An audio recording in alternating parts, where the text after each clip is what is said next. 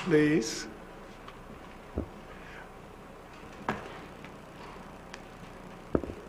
What I'd like to do is call the regular meeting of the Destin City Council, September 8, 2020, to order.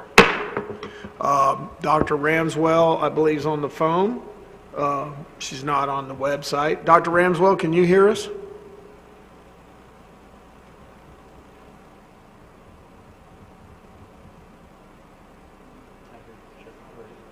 She might be talking to somebody. We'll attempt to reconnect at some point. I think Mr. Morgan's going to be here in 15, 20 minutes. He's going to be a little bit late, and Mr. Braden is not going to attend. It's the last word I got. So anyways, we do have a quorum, so I don't think our pastor showed up. So Mr. Marler, if you'd like to lead us in the pledge.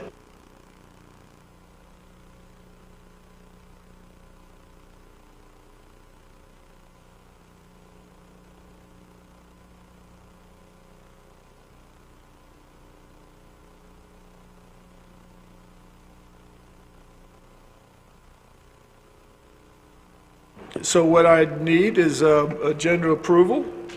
Is there any changes that anyone would like to make with the agenda as presented? Look here at the table first. Seeing no, we'll go down the row here. Dr. Ramswell? She's still not privy here. Mr. Mitchell? Yes. Mr. Overdeer? Yes. Mr. Marler? Yes. Mr. Destin? Yes. Unanimous, so moved. Up first, we have approval of the minutes of August 24th, 2020, council executive decision. So moved. Second. Is there any comments on this? Seeing none, I'll go ahead and take a roll call vote. There's Ms. Ramswell. Ms. Ramswell? This is approval of the minutes, August 24th, council executive session. We're taking a vote. Yes. Mr. Mitchell? Okay, he said yes. I read his lips. Yes. There we go. Yes. Mr. Overdeer? Yes. Mr. Marler? Yes. Mr. Destin? Yes. Vote seeing none. Mr. Destin? Yes. Mr. Marler? Yes. Mr. Overdeer? Yes. Mr. Mitchell? Yes. Dr. Ramswell? Yes. Okay, so vote is unanimous, so moved. Item 1C, approval of minutes of June 1st, 2020, regular city council meeting. Motion to approve. Second. I have a motion and a second. Is there any discussion on these minutes? Seeing none. Mr. Destin? Yes. Mr. Marler? Yes. Mr. Overdeer? Yes. Mr. Mitchell? Yes. Dr. Ramswell? Yes. Vote is unanimous, so moved. Now we'll move to item 2A, which is a presentation on US 98 traffic signal synchronization with a question and answer period with Scott Bitterman of the Okaloosa County Engineers. And, Good evening. Can you hear me? Yes, loud and clear, sir. Okay, I don't know if you got my webcam on or not, but if not, I'll just go ahead and get started. Go ahead. We have the presentation slides up on the screen for all to see, so just let us know when you want a new screen. Go ahead, Scott. Very good. I've been asked to give a short presentation on the traffic signals in Destin. My name again is Scott Bitterman. I serve as the Okaloosa County Engineer. I've been responsible for design, programming, and maintenance of hundreds of traffic signals over my career in Okaloosa County, including Destin. We maintain coordination and make minor timing adjustments, but we leave major signal retiming study. Next slide, please. For a traffic signal corridor to be coordinated, you ideally want spacing of the signals about every half mile. You want a uniform speed that you can program the traffic signals to anticipate when traffic is going to be arriving. And you want to have enough roadway capacity that you don't have a kind of gridlock stop and go traffic. Next slide, please. This is a time-space diagram of the traffic signals in Destin. This was taken from the last major signal timing study that FDOT did in 2016. On the left side of the screen, you can see Stallman, and on the right side, you've got Tequesta, so you got all the traffic signals through Destin. Half-mile spacing, those lines, each one of those vertical lines is one of the traffic signals. And then you've got the green, which is green for Highway 98, and then the yellow and the red, where it's red, that's when it's red for Highway 98. And so those are spaced out on the paper just like they are in real life, and that helps us come up with signal coordination plans. Over on the right side, you can see between Legendary and Regatta Bay, those two signals are spaced about a half-mile apart, and if we had that consistent spacing throughout the city, that would be ideal. But again, we get them a little bit closer together. That's a little bit of a challenge. Next slide, please. The speeds in Destin, like I said, when you come up with a signal coordination plan, usually you have those set at the speed limit so that if it's a 35-mile-per-hour speed limit or a 45-mile-per-hour speed limit, you program each one of those signals to anticipate the traffic moving at that speed. In the off-peak times, like this May or so, right when traffic was starting to pick up again from the COVID shutdown, you could drive all the way from one end of Destin to the other, and I did it many times without hitting a red light. But when the tourist traffic comes in and it gets more and more congested and you get stop and go, that coordination plan will kind of break down. And the things that make it break down, a lot of right turns going into businesses. Sometimes you'll see a drive-through that's backed all the way from their drive-through window out onto Highway 98. When that kind of traffic is blocking the through traffic and you've got the signals programmed to go through there, you can't get the signals to accept all the traffic when it's congested like that. Sometimes the right turners, they actually have to stop and wait for a pedestrian or a bicycle. Sometimes that through traffic and that group of traffic that you're trying to get through signals, sometimes they'll stop for pedestrians that aren't even in crosswalks. People will be standing in the grass median just looking for a gap in traffic, and the traffic will stop and let them across. And that doesn't just happen for pedestrians, it'll happen with vehicles too. Sometimes a poor motorist is trying for 5 minutes to make a left turn, and finally the through traffic just stops and lets them out. Next slide, please. This is just a chart from the last major signal recoordination plans, and it shows the traffic flows through Destin, showing that we have weekday, Saturday, Sunday variations, and all of those things are taken into account. Next slide, please. Some other factors that affect signal coordination, and some of them are obvious and some of them aren't. I'll go through those real quick. Construction. Sometimes speed limits are even reduced during construction. Sometimes capacity is reduced, and by that I mean right now at the intersection of 98 and Matthew, there used to be 3 through lanes in each direction, and during construction it's down to 2 through lanes in each direction. Signals can be totally rebuilt. And then induction loops, something as minor as there's a little picture on the right side of that slide showing a traffic signal stop bar and an induction loop. And all that is there's a piece of wire in the pavement, and when electric currents run through that wire, it's able to detect metal above it. And then when there's a car at that location, the signal knows to turn a light green or it'll do red. It's just input that allows that traffic signal to operate at the maximum efficiency. And during construction, those get ground out, and that reduces the ability for us to coordinate the system. Next slide, please. Traffic crashes, I don't need to go into this, but everybody knows that when a traffic crash occurs, you can throw the coordination plan out the window. Next slide. One that a lot of people don't think about. Destin's actually more advanced than other communities in Okaloosa County. The Destin Fire Department has preemption, and there's a little arrow pointing at the top of a signal mast arm in that slide. That shows the preemption detector. And when a fire truck is running hot to a fire or to a medical emergency, the traffic signal is able to look and see where that traffic or that fire truck is coming from, and it changes the traffic signal timing to favor those fire trucks and that emergency response. And so if there's been an emergency in the past 5 or 6 minutes, maybe a fire truck went through and you notice the traffic signals aren't working real well, likely they're just trying to get back into a normal pattern after that emergency preempt. Next slide, please. The major signal timing effort in Destin last occurred in October of 2016, and that was right after we all remember when those new pedestrian signals went in. There were 5 of them that were on Highway 98. That major signal timing effort took several months to do. They did before and after travel time studies. They counted every intersection. They reprogrammed all the controllers, and then they provided this 884-page report for FDOT, and I'm going to go through some of those recommendations. Some of them we're still implementing to this day. Next slide, please. These are some of the conclusions from that signal timing effort. It notes that all of the signals are coordinated, and it shows that they're have AM and PM and midday, weekend and weekend plans.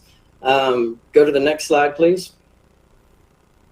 The results of the signal timing study, they were able to document they saved about 5,000 vehicle hours per week along the corridor. So you save every car, a minute here and there, and that really adds up. And all of that less time for the vehicle idling and motoring through traffic saved approximately 10,000 gallons per week. The benefit cost ratio for a major signal timing project, 96-1 is what they documented in this case. Next slide. The recommendations, and here's what we really want to get into. They had, I think, 6 recommendations, and I'm going to go through them real quick. It was recommended that the City of Destin should consider reconstructing the northbound approach of Harbor Walk Village and the southbound approach of Stallman Avenue to include a dedicated right turn lane, a dedicated through lane, a dedicated left turn lane. It is recommended that the southbound left turn lane on Stallman should be at least 250 feet. It is recommended that the City of Destin should reduce the southbound skew on Stallman Avenue as much as practical to allow for 8-phase signal operations and removal of the existing split-phase signal operations. Next slide. And that split-phase timing, we've all seen it. You're at Stallman and you've got protected left turns on Highway 98, and then you've got the through traffic and the right turns and the pedestrians on Highway 98. Then you get a northbound movement where you get northbound vehicles and pedestrians, and then you get a southbound movement where you get southbound vehicle and pedestrians. That split phasing of the north and south traffic is what really challenges the engineers that are doing the signal timing and makes the corridor really congested. Next slide, please.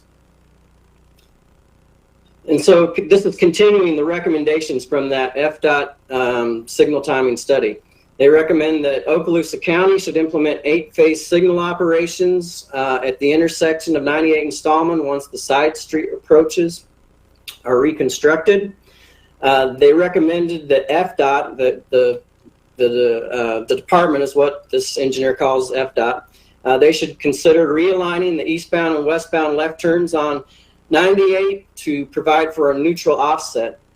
And that was something FDOT did when they did their mill and overlay and their resurfacing, and they added the bike lanes on Highway 98 along Stallman. They actually did that lane offset. And then this last bullet I'm just going to skip. That was somewhere else on the corridor that they had a recommendation for Okaloosa County. Next slide, please. So 5 out of 6 of those signal timing recommendations were for the intersection of 98 and Stallman Avenue. Next slide. So what is being done? The voters, what are the voters doing? In November of 2018, they approved the surtax, the half-cent surtax. And Stallman was identified on the needs list.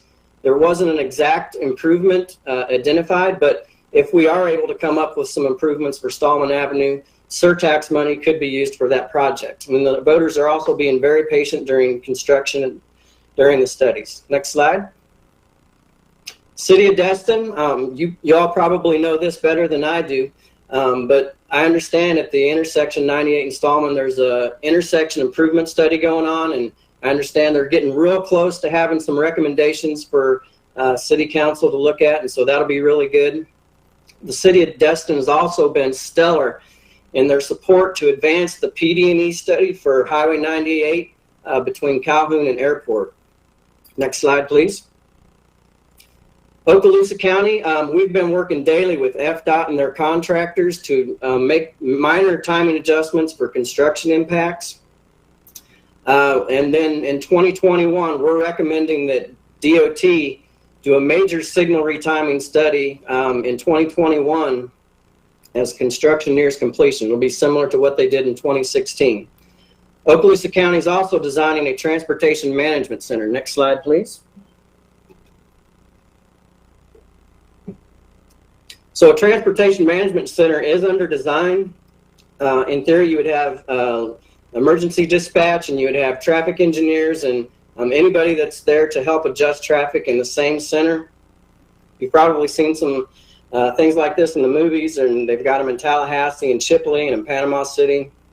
Okaloosa County is up next. We're in the design process, and once this is constructed in a couple of years, we'll be able to do major signal retiming efforts from that location.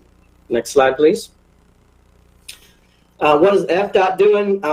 For the Stallman overlay improvements, they added a few things that's above and beyond a normal overlay project. They added dual left turn lanes for westbound traffic. They're working with the property owner on receiving lanes for the dual left turns. And they also added flashers on the bridge when they did that overlay. The PD&E study that the city has really advocated to advance, FDOT is advertising that study in the fall of this year, and then they should begin the study next spring. Next slide, please. And then other ideas, I don't think it's too early to start mentioning what else can be done. Adaptive signal control is something that I love, love, love. I've implemented 3 of these systems over my career, and it's really a great tool. What they do is it's an advanced traffic signal system where you can make adjustments for unanticipated traffic. So let's say we've got a big rainstorm that comes in at 2:30 in the afternoon, and the signals weren't expecting that much traffic until 5 or 6 o'clock at night. We can have sensors out there that detects those types of changes, and the traffic signals can automatically adjust for something like that.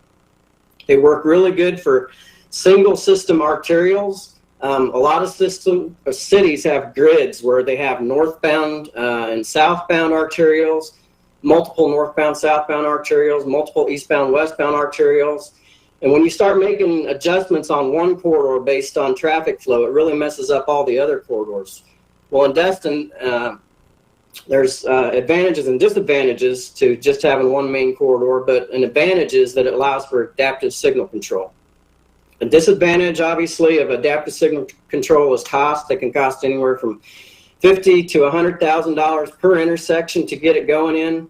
And another disadvantage is it's really very little benefit when an arterial is saturated. So when we have just so much traffic on a roadway, and while it's under construction, if we had that adaptive signal control in Destin today, it really wouldn't help us that much because it's almost always saturated, and any adjustment makes the saturation just move from one intersection to another. But when the intersection with Stallman is no longer split phased, that would be an excellent time to look at some adaptive signal control features and other ways to further improve the corridor. And so I went through that as quickly as I could. The last slide, I'll be glad to answer any questions council may have. All right, I'll ask our council members if they have any questions for Scott. Mr. Mayor? Go ahead, Skip. Scott, thanks very much for the presentation.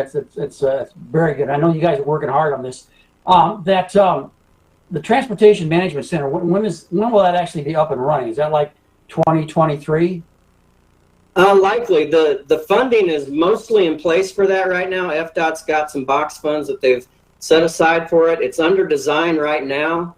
Again, it's just a matter of once we get it designed, I'll have a better feel of when we could do it. But in theory, a couple of years down the road is the likely time period. Okay, and then the adaptive signal control, when we decide to do that, who does it? Does FDOT do that, or you do that, or how does that get done, and where do we put it at? And what intersections or what streets? It would likely be something that we go through the TPO planning process and just identify a project, and then just prioritize that project as the whoever's on the TPO sees fit. There's representatives from the city and the county on that TPO, so just making those choices on how to spend our transportation funds. It would probably cost $1 million or $2 million to do it, But again, it could definitely be a worthwhile project. But FDOT would do it then. I mean, I don't know if they would or not. It's on mostly FDOT's system. FDOT's receptive to doing that. They have it in other places. But it's going to be in FDOT's world. Do we want to work on an adaptive signal control system in Destin, or do we want to work on a widening project on 293? It's going to just be a matter of prioritizing how the community wants to spend those transportation dollars. Okay, great. Thanks, Scott. Thanks very much. Yes, sir. Ms. Ramswell, Dr. Ramswell has got a question for you. Scott, go ahead, ma'am. Thank you so much. Can y'all hear me okay? Loud and clear. Yes. Good. So, first of all, flashers on the bridge, hallelujah. I've really been hoping to see that. We've had some just horrific accidents there as a result of the backup coming into town. So that's a wonderful thing that I'm thrilled to see being implemented. My question also was about the commons area. You know, we have a few hot spots that seem to always back up and sort of be the start of additional congestion. Is there anything that you would recommend that we do to avoid that hot spot right there, Mid-Bay Bridge Road, and around by the Commons? One thing that I had noticed in many cities is how they'll have a whole set of lights all green at the same time, and then they'll switch to all red at the same time so that the cross traffic goes. Is that something that you've considered or perhaps talked about, or something that might work here or might not? Locations where you see all green lights, usually it's kind of in a downtown area like New York City or something like that, where you have really close signal spacing. Something like that can work. I think the traffic signals on 98 are probably timed a little bit better than that for the condition that we have in Destin.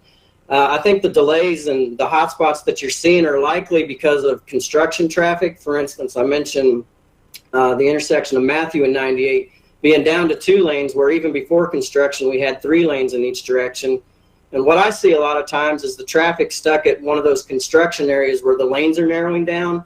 That traffic will actually back through the intersections, and sometimes you'll even be on a side street, the light will turn green, and the traffic on the main line is sitting in the middle of the intersection and nobody can go. And it's just because of that construction delay is what we're seeing right now. All right. Thank you. Any other questions? Go ahead, Mr. Mitchell. Thank you, Scott. Appreciate your information. A couple of questions and then a couple of observations. As a matter of routine, how often is a signal retiming done in a community? A major signal retiming, I would say those are done every 3 to 5 years. And really what you're focusing on are big traffic pattern changes. You have a new hotel come in, or you have a new fast food restaurant on a corner. In this case, we've got a new traffic signal even on Highway 98 right there by City Hall. So when those major changes come in, you want to really take a look at a corridor and do a major timing every 3 to 5 years. Minor adjustments, we're constantly doing that. Like I said, we're working with FDOT. They'll be doing a lane adjustment in a traffic signal, and they're shifting traffic one way over, and they take what used to be a long turn lane and make it into a short turn lane. Well, that left turn traffic's back it out into the through lanes. We add a few seconds here and there, and we just constantly do minor changes. But like I said, about every 3 to 5 years, you want to do a major signal retiming plan and really look at all of the traffic and all of the counts and come up with a new and improved plan. Obviously, once 98 is finished and we have 3 lanes in east and west direction, that'll obviously be a major change, which obviously y'all will compensate for with the timing. Question, on your presentation, you talk about 5 of the 6 issues, the recommendations are at Stallman and 98. I don't know if Webb, you can answer this or whatever, but do we know if those FDOT recommendations were passed on to our people that are doing the study?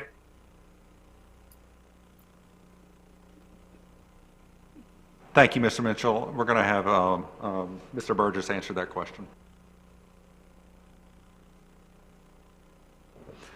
I can certainly check with Volkert tomorrow to see what all resources that they've taken into account and as part of their improvement analysis. Just as an update, they are coming close to completing all of their recommendations, and we will be putting those up on a website, on the City of Destin website, for the public to review and provide comments on, probably within the next couple of weeks. But I'll check with that, and I'll get back with you all later on this week about that. Yeah, because obviously this is important that FDOT has provided this many recommendations for that particular intersection that we're working on. And Scott, one other question. I realize there's timing, day, midday, night, and everything else, but specifically southbound on Henderson, right? You come out of Walmart and you're trying to turn on 98, either left or right, west or eastbound. I can tell you personally, 9, 10 o'clock at night, I've been the only car in that lane, stopped at the light headed south. The light turns green, and I can't even get across the entire intersection before it turns red. It's cycling that fast. Okay, that's something we can take a look at. I haven't been out there at that time of night to specifically notice that, but I'll make a note of that and we'll take a look at it. Is it the yellow and red times that you're concerned with mostly, or is it just that it goes from 98 to 3? When it turns green, you literally can't drive across the street without it turning red. You're in the middle of the intersection and it's already turned red. I see. Okay. Yeah, that's something we can definitely take a look at. I've been out there a lot, and especially looking at the new traffic signal on the other end of Commons, but I haven't been watching that one as closely. Thank you. And thank you for your presentation. Very, very informative. All right, seeing no further questions from anyone else. Any comments from staff? Seeing none. Scott, I want to thank you so much for this update and this briefing. Appreciate your time. My pleasure. Appreciate it. Bye. All right. Now we'll move on to item number 3, which is public comments on the agenda items that are not public hearings. And we do have a couple public hearings today, so make sure what you're talking about isn't related to any of the public hearings. And any other matter that's not on the agenda. We have some people here in person. We've seen an increase, which I'm glad. And so I'll address and look to them to step up to the podium first. And then I'll look over to Matt and see if he's got anybody queued up on the webinar. And then Ray, I'll finish up with you for any further comments via text or email. So first up, just touch the microphone. You're standing. Mike, come on up. Thank you, Council. Mike Buckingham, 510 Calhoun. I'm here tonight to ask the Council for consideration to them direct the staff to have an amendment to the Land Development Code to allow high-end RV resorts as a conditional use to the CMU V zoning. All right, that's kind of an unusual request. Does any of the council members have any questions for Mr. Buckingham? I talked to him earlier. I'll make the motion that to direct staff to look into it. We'll get into that. We can do that on your part in item 7 tonight. Okay. All right. Thank you. Is that all, Mike? Thank you. Okay. Mr. Mayor? Oh, yeah. Go ahead. Go ahead. Can I just ask Mike, what's his definition of a high-end RV park? Well, when you notice going down big interstates nowadays, you don't see very many small campers anymore. You see $500,000 to $1 million buses. And in a particular area over here on Calhoun that we're talking about, which is directly across from the new park, it would have approximately 23 sites that we're working on. And with that said, as you all know, that the real estate in that area is pretty expensive, and to put a project like this together, we will guarantee that there will be no campsites, no trailer parks, it's going to be high-end RVs that will be in there. Similar to one that's on Okaloosa Island, right there by the island? Love Trip to death, but I think it's going to be a step above. Okay. Yeah. Mr. Mitchell's got a question. Go ahead, Skip. I'm sorry. Is that controlled then, Mike, by the cost of what it costs to rent that space? I mean, in other words, unless you've got $1 million or $500,000 camper, you're not going to be able to afford to rent that space. I'm sorry? You want to know how you maintain a high level of camera. That's called the amount that you charge for that evening. Did you hear him? Did you hear him, Skip? Yeah, I got it. Thanks. Okay, thank you. Mr. Mitchell has a question. Go ahead, Steve. Thank you, sir. Mr. Buckingham, is this going to be for a short-term type rental, not a long-term campground? Short-term only. Yes, sir, short-term only. Thank you. No long-term request. Thank you. Thank you, Mike. Appreciate it. All right, next. Go ahead and hold on just a second. We're going to clean the microphone. And Marcy, you're standing up, so you can approach the podium.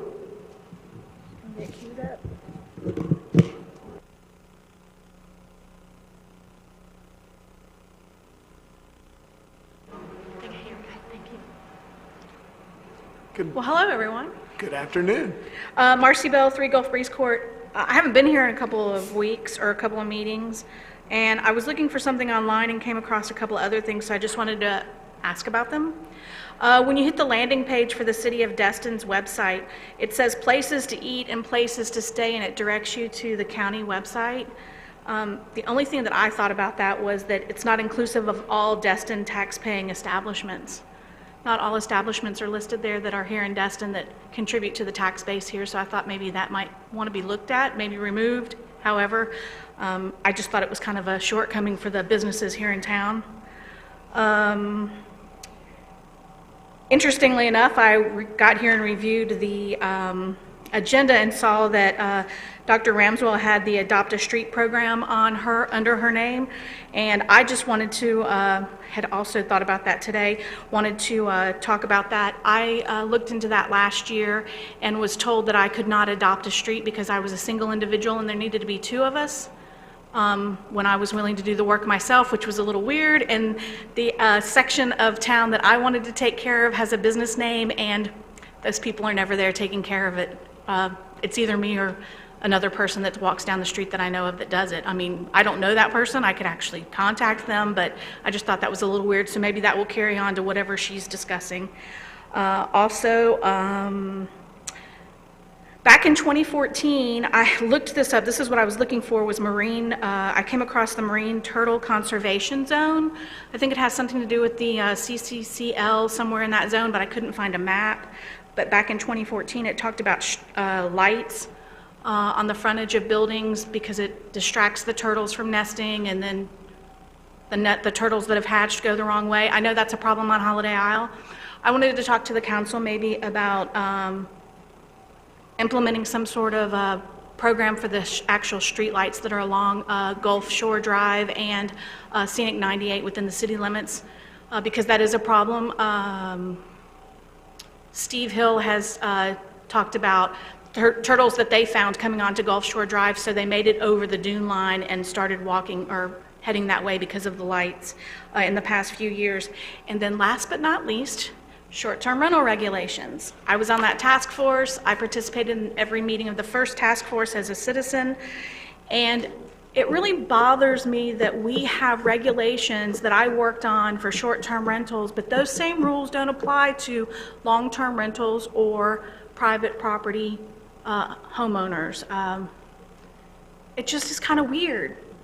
And I know personally that we have a situation on Holiday Isle where we have a long-term renter who is abusing a trash can situation. And if those rules applied to all the people equally all the time or all properties, code compliance could probably enforce that a little bit better. And so I was hoping for direction from City Council in reference to making that an all-encompassing rule regulations instead of just short-term rentals. Thank you. Thank you, Ms. Bell.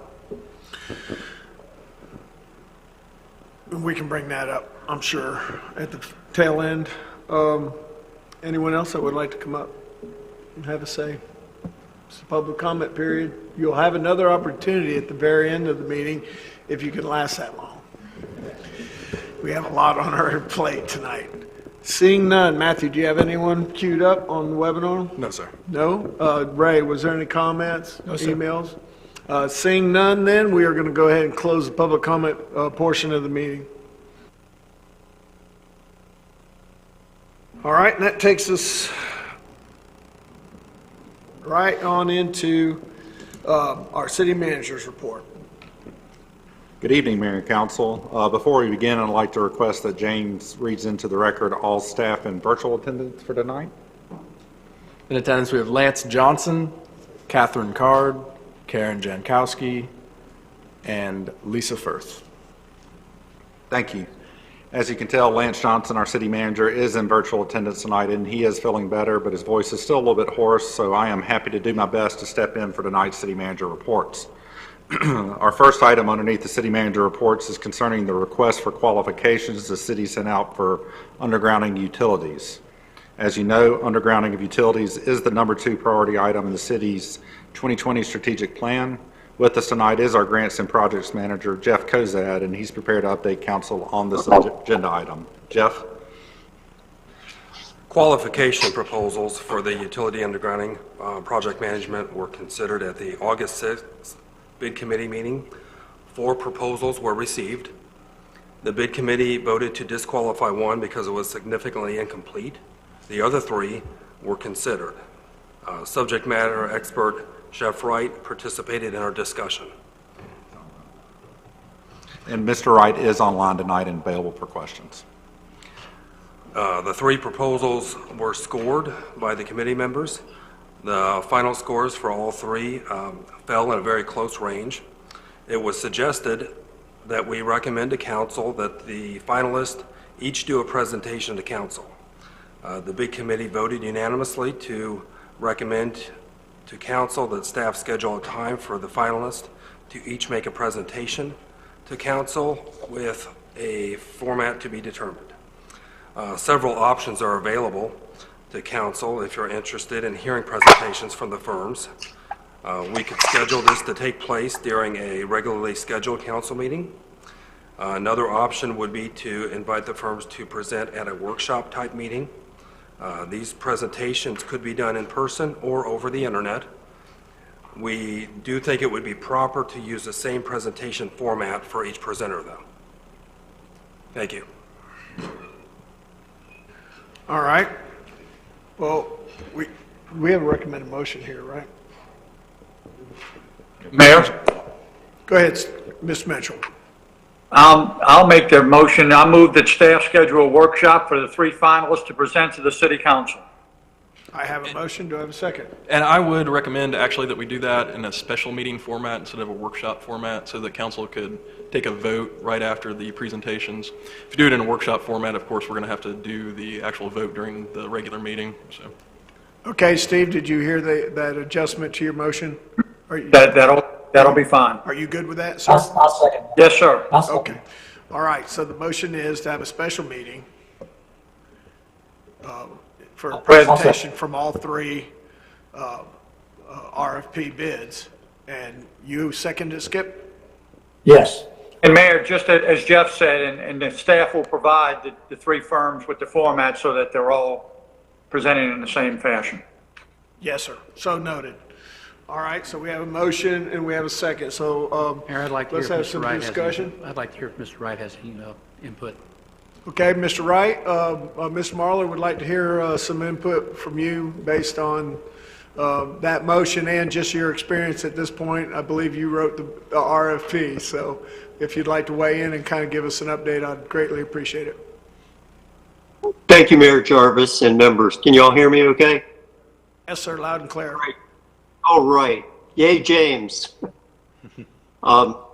I did participate throughout. I wrote the substantive guts of the RFQ and participated in the rest of it. I think I also, I didn't read every word of each proposal, but I looked at the guts of all 4 of the proposals. I concurred that the one that was deemed non-responsive was non-responsive. And we had a lot of discussion. The members had a lot of discussion, but I concurred that the 3 other proposals were all completely competent. They, each of them, not surprisingly, each of them has strengths versus the others and some weaknesses versus the others. But I think hearing from all 3 of these is very important for you. for what it's worth, I think I've mentioned this in the past. When all is said and done and you underground the electric facilities, the telecom, and the cable for the whole city, you're looking at a project that's going to be somewhere in the high 8 figures. I mean, somewhere between $50 and $100 million, I do believe. And that's assuming we get good credits. If we get really good credits from Gulf Power, maybe down toward the lower end of that range. But this is a big project. My feeling is I would want to meet these people in person, or at least like the number one point of contact that they intend to be the number one point of contact, that each firm intends to be the number one point of contact for the city of Destin for this project. I would on behalf of y'all, and if I were y'all and I am your attorney, I would want to meet these people in person. Thanks, Shep. Sep, I appreciate that, Sure. those comments. And point well taken. So we have a motion, we have a second. Is anyone else want to weigh in after listening to the recommendations from our attorney that helped put this RFQ together? Seeing none, I'm going to go ahead and take a roll call vote. Dr. Ramswell, we'll start with you. Yes. Mr. Mitchell. Yes. Mr. Overdeer. Yes. Mr. Marlar. Yes. Mr. Destin. Yes. And Mr. Morgan. Yes. And then his vote is unanimous, approved. And we'll get staff to doodle us a schedule of when to have this meeting. All right?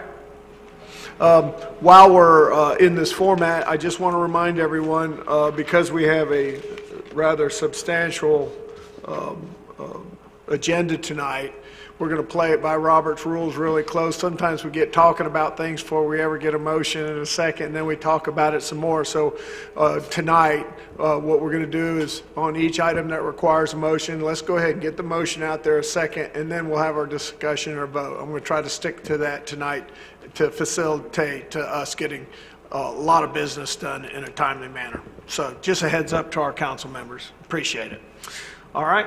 Next, sir. Yes, next item is another high priority item in our strategic plan, and that is completing the Crosstown Connector. In order to accomplish this project, this item is a very important step. Part of this process is to accept a PD&E study, including an EIR, which is Environmental Impact Report, as well as to ensure we have an engineer under contract and ready to move forward. This resolution memorializes the connector as a 2-lane road, and Mr. Zunguzzi is prepared to provide a further update. Mayor, I'll go ahead and recommend that we adopt Resolution 20-23 regarding the Crosstown Connector. I have a motion. I'll second it, Mayor. And I got a second. And we'll open this up for discussion, starting with Mr. Zunguzzi. Go ahead, sir. I think much of it has been covered by the Deputy City Manager. But to simply add that, if you recall, back in June, we did come before you and made a presentation of how we could redesign the current proposed 4-lane facility, roadway facility, to 2-lane. We're here tonight to ask that you authorize us to move forward with the 3 items that we're asking for. 1, acceptance of the current PD&E study so that we save money and also have all the benefit of the information that was studied in the past, and also to have a resolution tonight that clearly says we are moving away from a 4-lane facility to a 2-lane facility, and equally to accept the scope of work that we've negotiated with Atkins and the quote that they've shared with us, and also the schedule of work associated with all of that. If you could give us authorization on those 3 items, we'll certainly move forward. All right. And Mr. Destin, is in your motion to do that resolution, include all 3 items of Mr.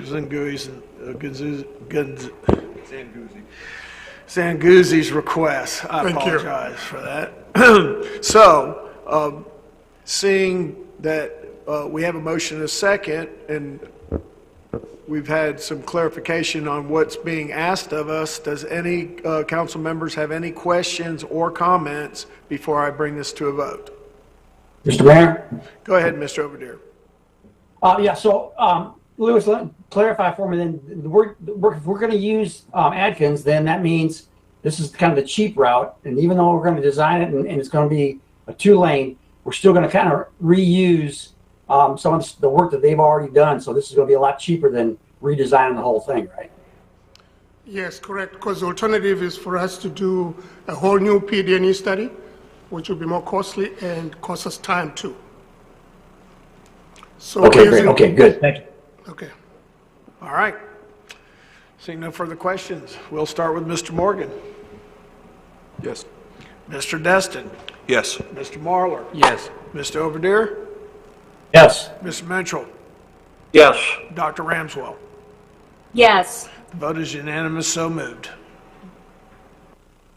Go ahead. Next item up for consideration is Resolution 20-17, which would provide access to embayments located at Noriega Point. On August 3rd, 2020, Council moved for staff to draft a resolution in line with the intent of cordoning off the southerly embayments to the general public to enjoy swimming, snorkeling, or other water-based activities, and leaving the northerly embayment access open for private recreational boating. Commercial activity would be forbidden at all embayments. Staff and our attorneys are here to answer any questions you might have. Thank you, sir. I'll entertain a motion at this point. Go ahead.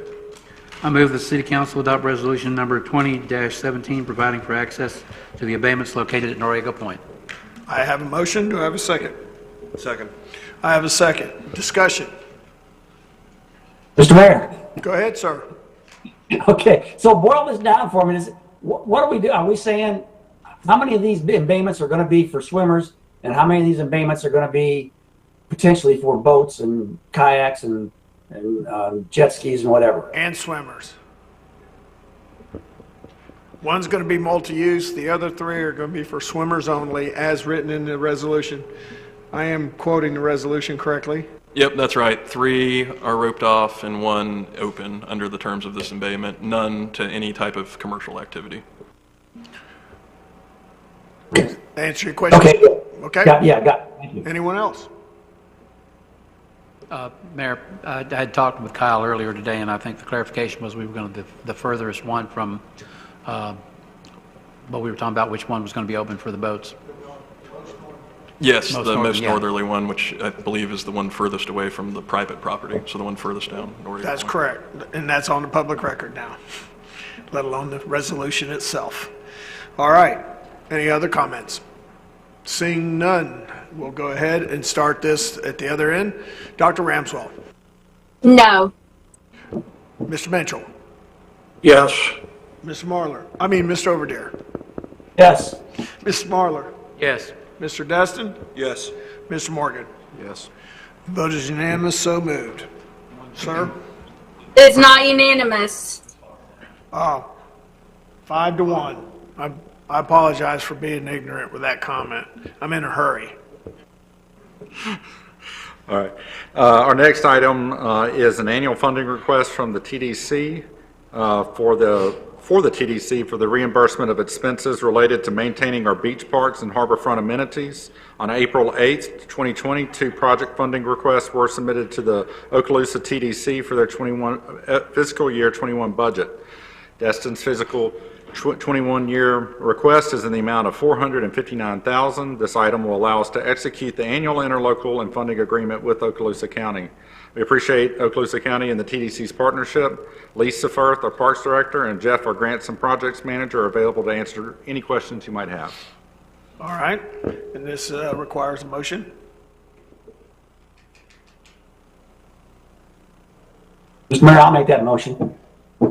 I move to authorize and direct the mayor to execute the interlocal agreement with Okaloosa County for waterfront access, maintenance, and capital improvements. I'll second it, Mayor. I got a motion, I have a second. Any comments on this interlocal agreement? Seeing none, we'll start with you, Mr. Morgan. Yes. Mr. Destin. Yes. Mr. Marlar. Yes. Mr. Overdeer. Yes. Mr. Mitchell. Yes. Dr. Ramswell. Yes. This vote is unanimous, so moved. All right. Webb?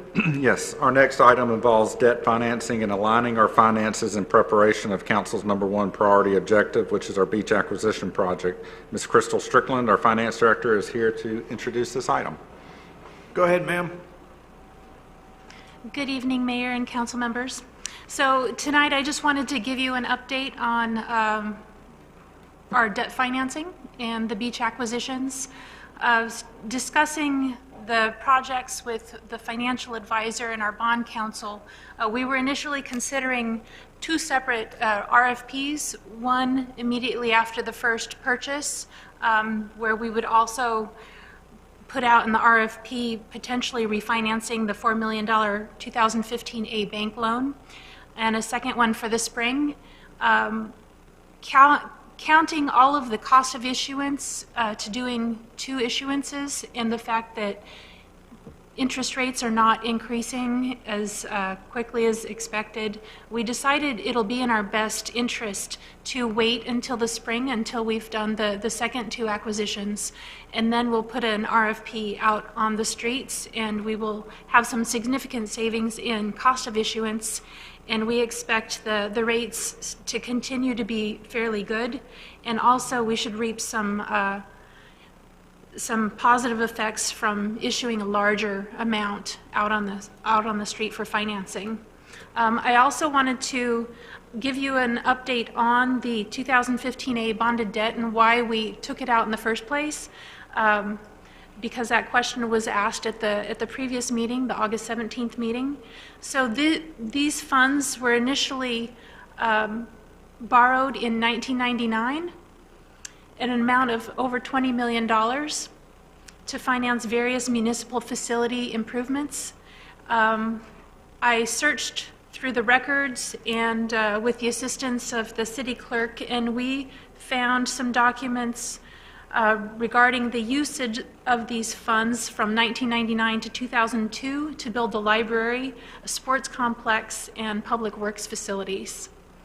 So the remaining balance that we're looking at refinancing is just over $4 million, and the interest rate that we're paying right now is 2.71%. So as you can see, we'd need to get a fairly competitive rate in order to reap the benefits of refinancing that piece. So we'll wait until the spring, and we'll see what happens then. All right, does anyone have any questions? All right, thank you so much. So, up next. Very good. Our next item is Council's top 2020 strategic plan objective, which is beach acquisition. Staff is proud to bring forward the first parcel for purchase, which is directly adjacent on the west side of our shore at Crystal Beach Park. We do expect this to be one of 3 agreements brought before Council for approval. We expect the other 2 purchase agreements to be brought within the next few meetings.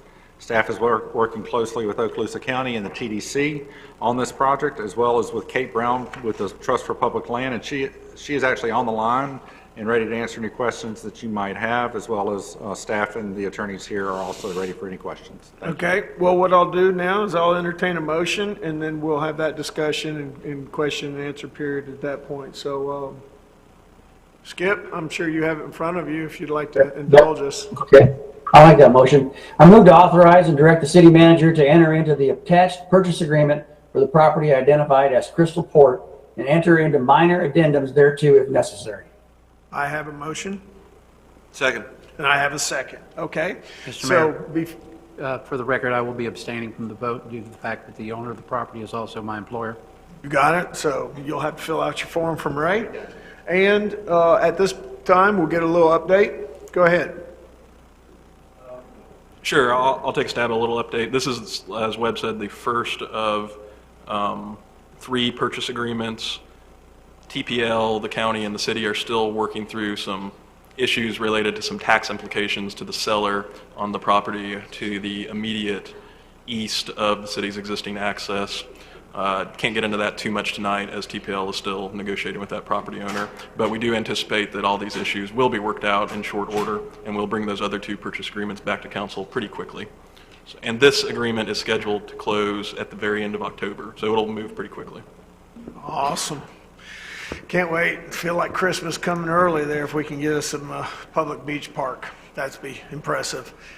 All right, does anyone have any questions while we have our guest of honor here to answer them? Seeing none, I got a motion, I have a second. Let's go ahead and entertain the vote. Dr. Ramswell. Yes. Mr. Mentrell. Yes. Mr. Overdeer. Yes. Mr. Marler. Abstain. Oh, you abstain. Mr. Destin. Yes. And Mr. Morgan. Yes. Vote is unanimous with one abstain. So moved. Very good. Congratulations. And thank you again, Kate, for all your help on this project.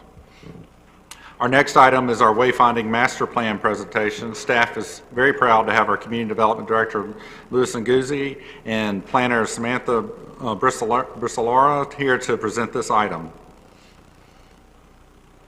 Yes, council members, just as some background, as you know, in these times of intense competition for both business and investments, I think every community is critical that it goes about defining itself in terms of what it's about, what it cares about, and also what it has to showcase for its asset.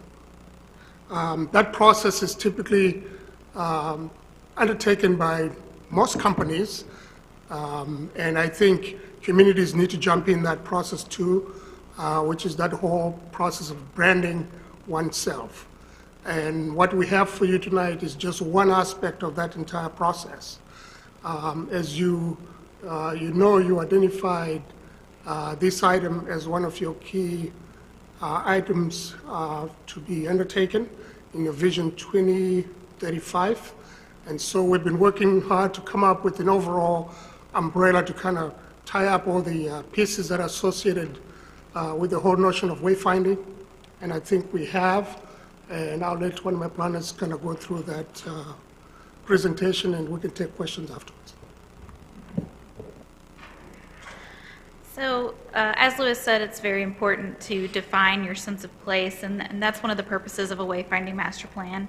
It's also needs to highlight destinations around the city that can be places of interest, our beaches, and the unique neighborhoods that surround our area.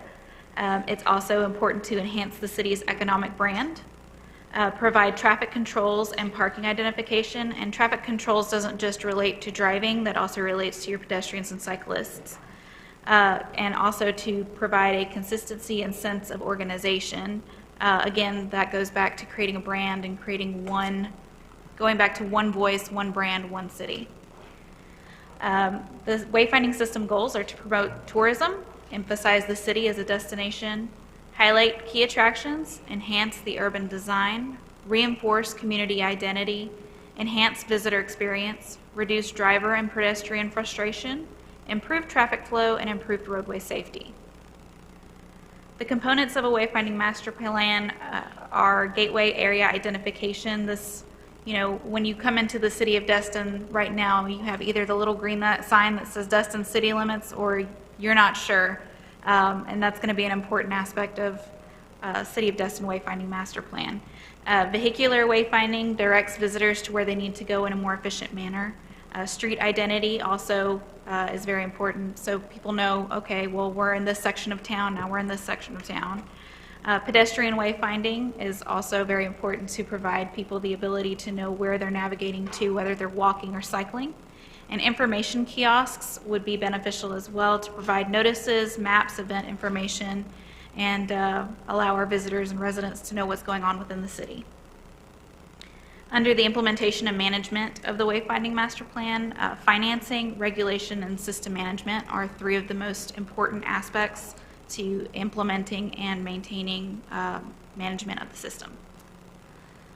Possible funding sources for the Wayfinding Master Plan are local and state grants, donations, capital improvements programs, institutional and corporate grants, impact fees, tax increment financing, which can go through our CRAs, and for the initial planning stages and design stages, we need to account for any issues that may come up. Additionally, we can also gain funding through the Tourist Development Council. There are 3 areas that are of management that should be considered. Maintenance, this includes cleaning, repairs, replacement, and landscaping. We all know spring break is a fun time for everybody, including the college kids who like to come and steal our signs. We need to be able to replace those. Change, whenever a new business comes in or something changes within the business sector, we need to be able to update our wayfinding signs accordingly so that we're not confusing our visitors. And removal, anything that's been vandalized, we need to be able to get those out of the way quickly. There are 5 unique areas in the city of Destin. There's the Crystal Beach planning area, the town center planning area, Village, Old Destin planning area, the Harbor planning area, and Holiday Isle planning area. It should be noted that right now the entire city of Destin is not included in planning area. There are areas that are outside of these set planning areas, and those will be adjusted whenever we do the LDC update. And this is a map currently in our comprehensive plan that shows the planning areas clearly outlined. And again, you know, the areas that are on the eastern side of the airport are those areas that we will readjust during the LDC update. Currently, we have a few approved logos. This is the Work, Play, Live, Stay logo. This is city facility sign for Morgan Sports Center. These are directional signs within the city of Destin. This is the Crystal Beach signage, the Harbor signage, the Town Center signage, Holiday Isle signage, Gulf Resort signage, the Village signage. In 2004, the Harbor CRA District had a Family of Signs initiative, and Guidance Pathway Systems did a estimate for what these signs would cost.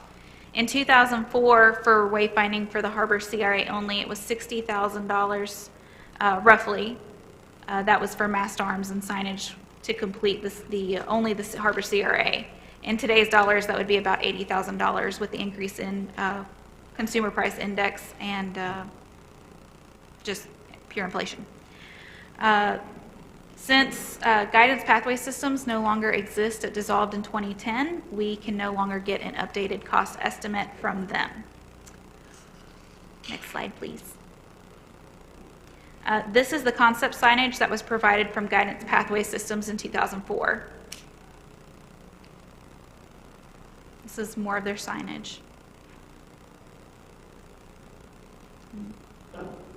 This is more for the Crystal Beach area. And I know we've seen some of those signs back in the town center area where they're the blue signs with the little town center logo. Right now, the issues for consideration is your level of comfort with our approach to the wayfinding master plan and your level of comfort with the existing logos and signage. Our next steps would be to return with budget and concept for entrance signs for the city, and to return later with budget and concept for the remaining signs of the other planning areas. Does anybody have any questions? Any questions? Mayor, I have a couple questions, if that's okay. Let's go ahead, have a motion and a second, and then we'll just start the question and answer period. Go ahead. Mayor, I'm going to do the recommended motion. I recommend that staff prepare a budget for the city entrance signage and return to City Council for discussion. And also, I recommend that staff prepare a budget for the remaining wayfinding signage and return to City Council for discussion. Second. A motion and a second. Go ahead and ask your questions. Go ahead. Okay, so one of the questions I had was, I really like the idea of all the distinct signs for the different areas, but I worry that that is going to get kind of lost in the shuffle and be a little bit more confusing to tourists and people that come here. maybe we should stick with just 3, and I'm thinking the 2 CRAs, so you'd have a harbor and like town center, and then maybe on the other side a Crystal Beach.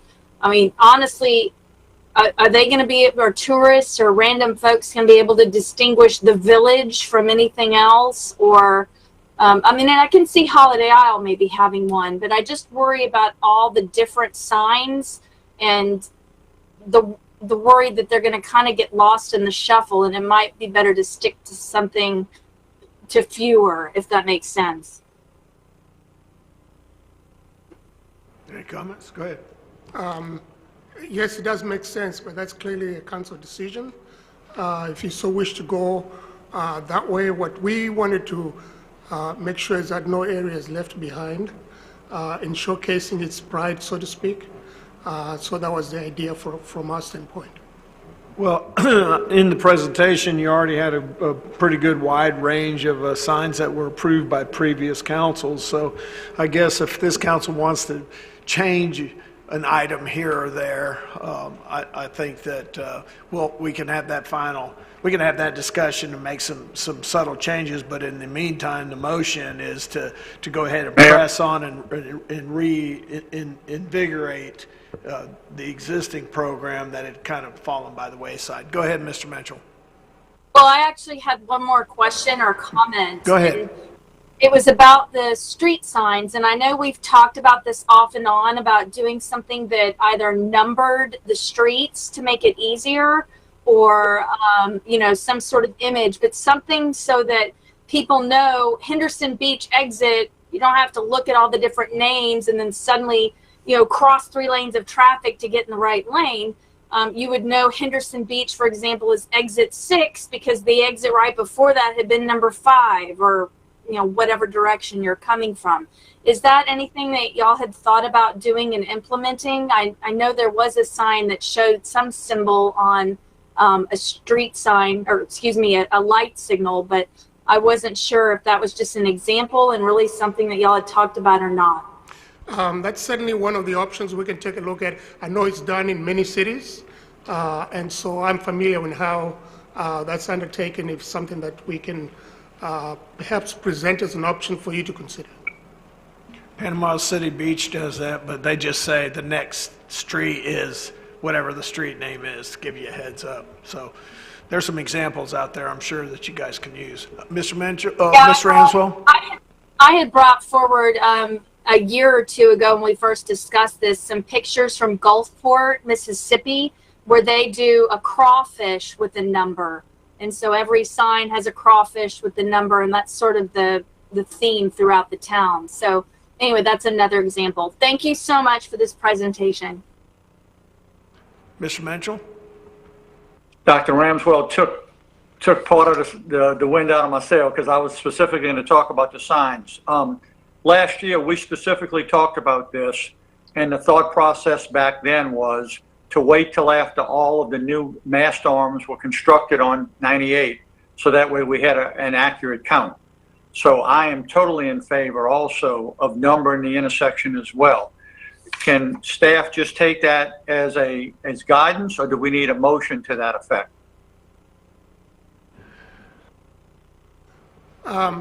If it is the wish of the council for us to proceed in that direction, we'll take that as a direction from the council. Mayor, you want to try to attain consensus, or do we need a motion? No, we have a motion and a second on the floor that we probably need to vote on. And I think we can, if we can get a consensus among everyone here, I think we can just give that as direction. I know Ms. Ramswell and yourself support it. And Skip, I see your head bouncing up and down. So can we just, in the interest of time and effort, just take that as direction for when you come back to us, give us that option. And there's little logos for each, the Harbor District, stuff like that. Maybe we can use those logos with the street numbers like you're talking about. My only question would be, if you did it by intersection, how does that affect our GIS and GPSs? And we'll still have street names, correct, Ms. Ramswell? The street names, just the exits will be numbered, or the intersections. see where the sign is on the light signal where you see Henderson Beach, there'd be like a little circle with a dolphin on it that says 4, or, you know, whatever symbol we choose or the staff chooses. Got that? Yes, it's not going to be a problem at all. No problem, they said. They'll put it in their report they give to us. So we'll just do that on consensus. Any other comments? Seeing none, we have a motion, we have a second. So let's go ahead and take a vote. Dr. Ramswell? Yes. Mr. Mitchell? Yes. Mr. Overdeer? Yes. Mr. Marlar? Yes. Mr. Destin? Yes. Mr. Morgan? Yes. Vote is unanimous, so moved. Thank you, Council. For our next item, about to do a presentation on an update on our strategic plan implementation.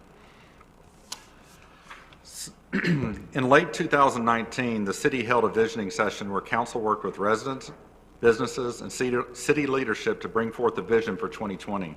With this vision came a strategic plan that our organization has been tasked with accomplishing. This plan provides guidance on prioritizing projects throughout the organization. Next slide, please. From the results and consensus of this visioning session, the city's vision, strategic goals, council and management objectives, and major projects were compiled and presented to council for ratification. Next slide, please. This slide briefly outlines the strategic plan process. Council formally adopted the strategic plan in January 2020, and staff has been working diligently to execute the organization's plan despite numerous challenges 2020 has presented. Next slide. A guiding principle for the organization that was set by council is to prioritize our year-round residents, Destin-based businesses, and visitors as our 3 key customer groups. Next slide. Our adopted vision for Destin in 2035. Destin is a family-oriented beach and fishing community where people want to live, work, and play, and where guests are welcome to respectfully enjoy our community and its resources. This adopted statement is another principle for council and staff to plan and pursue future initiatives. At the direction of council, what you see before you are strategic focus items, which look forward to 2025. Next slide, please. Now we begin in priority order, the council objectives for 2020. Number 1 initiative was the Public Beach Initiative. This was the council's number 1 objective in the plan, and that is an ambitious beach acquisition project, of which you saw 2 agenda items so far tonight related to this initiative. We started with $2 million, and now we have over $22 million committed, with the majority of funding coming from tourist dollars. We have achieved great success in targeting 3 beach parcels to expand the short Crystal Beach and other parcels on the horizon. I would like to recognize the hard work and partnership between the City of Destin, the Okaloosa County Board of County Commissioners, the TDC, and the Trust for Public Land for making this top priority a reality. We are continuing to work with the Trust for Public Land to acquire more beachfront property, and staff will provide updates as we move forward. Additionally, we will be pursuing more external funds for further acquisitions as they become available. To do so, the city has partnered with the Haas Center and the University of West Florida, who is conducting an additional survey regarding public beach access and the public's experience with Destin's beaches. Beach patrons will see signage at each city-operated beach park and trail with 2 ways to access the survey. Back in January, a residential survey was sent out by the Haas Center, and we were able to retrieve great feedback from our residents. Once we extract this information from these surveys, we'll be providing an update to council. Next slide, please. We talked about this item just a few moments ago. After action taken tonight, staff will be bringing forth an item for council to select an award for this RFQ in October. Next slide. Short-term rental compliance with regulations. Co-compliance has been implementing elements of council's strategic plan to ensure compliance of our short-term rentals. Co-compliance helps to manage issues during the busy tourist season by working with businesses and residents, as well as our visitors, so they can enjoy their stay in a safe and welcoming environment. All these efforts from our co-compliance department contribute to increasing the quality of life for everyone in Destin. What you see here are some year-to-date metrics for co-compliance, and Mr. Forgione is working on even more enhanced metrics to bring back to council in possibly November, sometime after the October shoulder season. Next slide, please.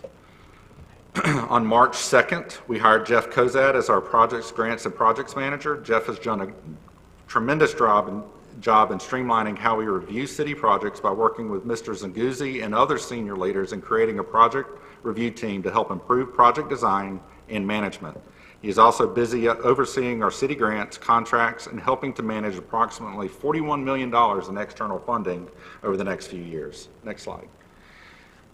At Council's direction, staff applied for an application to the TDC in April in hopes of securing additional funding that would support additional services by the Okaloosa County Sheriff's Department, which are necessary due to the extremely high call volumes deputies are responding to during peak season. Unfortunately, due to COVID-19, the TDC budget was impacted and those requests were cut. Next slide. Number 6, research viability of multi-use convention, sports, and community center. Council hosted a public workshop in February discussing various options for a multi-use option that would make sense for our city. Staff will bring this item back to council in the near future and seek further direction. Next slide. Another item on tonight's agenda was to complete a two-lane crosstown connector. A critical step in this project was brought tonight. Staff continues to work to the final goal of completing this project. Next slide. Calhoun Avenue multi-use phase 1. Staff has re-advertised and all bids are due back by mid-month September. We anticipate this project to be complete by early 2021.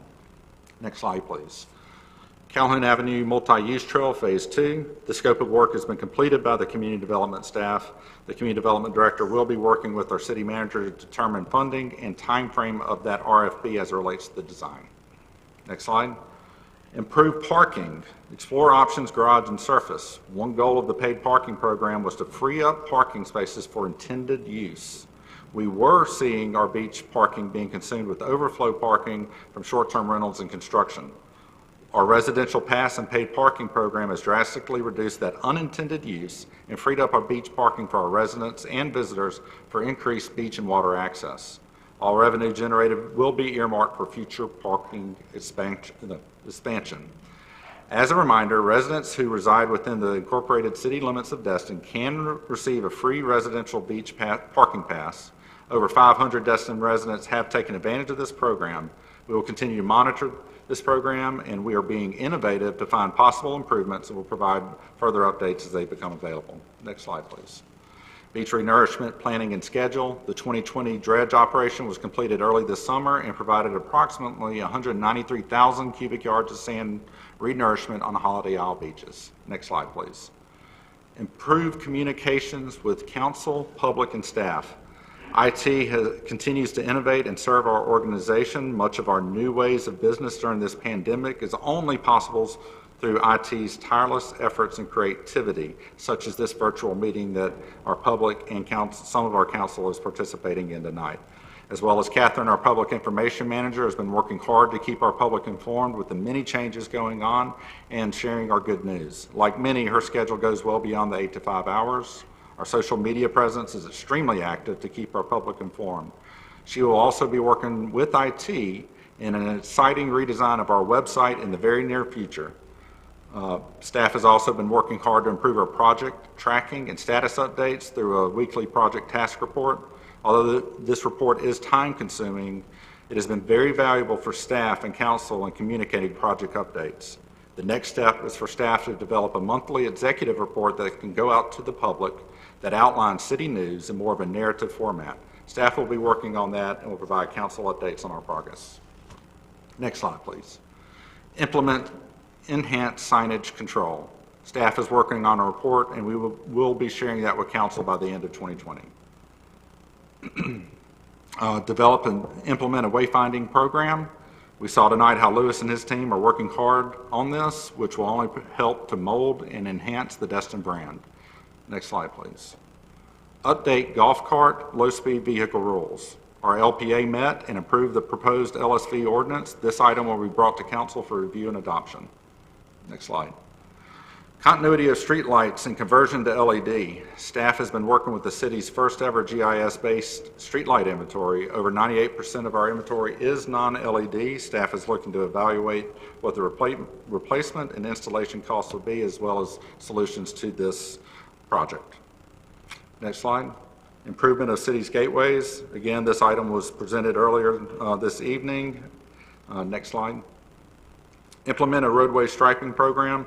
Public Works has been working hard to maintain and improve our critical infrastructure, such as stormwater, roads, sidewalks, and facilities across the city. They are focusing their efforts to have a plan in place and money allocated to restripe the city's collector class streets every 7 years. Next slide. Provide board and committee training to members. The city clerk is updating the orientation book, and staff will provide an updated orientation to new council and committee members in November. Next slide. Improve sidewalks. Public Works Sidewalk Initiative focus on funding sustainability, improvement for ADA access, and ensuring our sidewalks meet our LDC requirements. Next slide. Reestablish Environmental Committee. Our Beach Committee met twice prior to COVID-19. Additional information will be brought to Council on an Environmental Committee in a future Council meeting in 2020. Next slide. Enforce residential boat and RV parking regulations. Code compliance metrics demonstrate that they are being proactive to ensure residents are compliant with city code and ordinances. Next slide.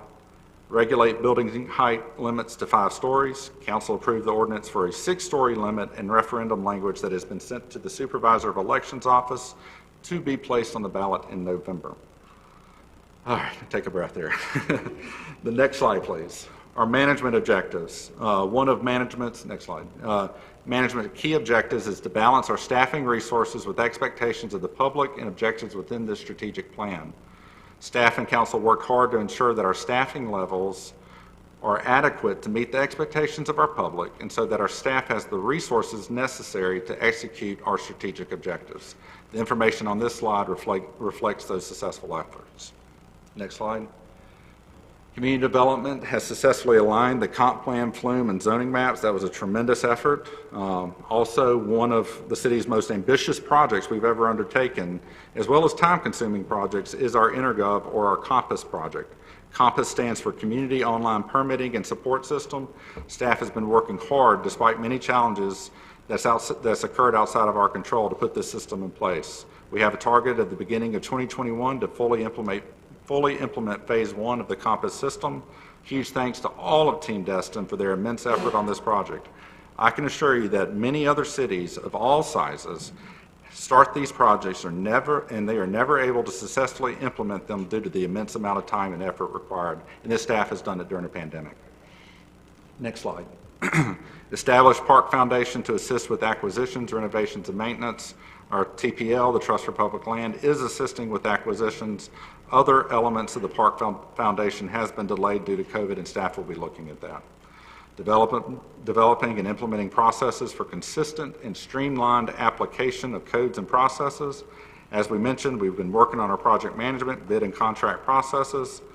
In addition, all our departments are reviewing and updating our operating instructions, as well as community development has streamlined their development processes, and the new Compass system will provide further automation of our processes. Next slide, please. Again, our implementing the code enforcement compliance plan. Mr. Forgione and crew continues to do this very well. Next slide. Next slide, please. Part of our management in progress, our harbor capacity study is in progress. Mr. Zunguzzi is working on that with his staff, and these other items we have already talked about. All right, getting close to the end here, our major projects 2020 through 23. I'm going to try to briefly go through these. If we've talked through them, I'm going to try to just skip over them.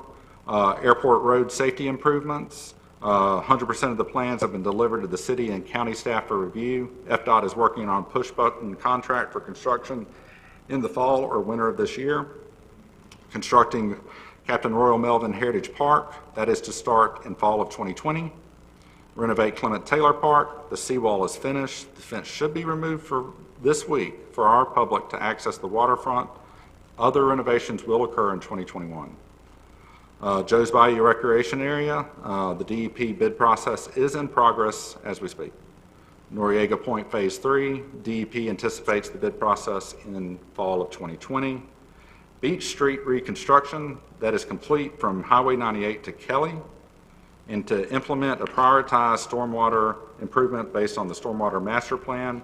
That plan came before Council on August 17th from Community Development. Next slide. I'm sorry, previous slide. Thank you.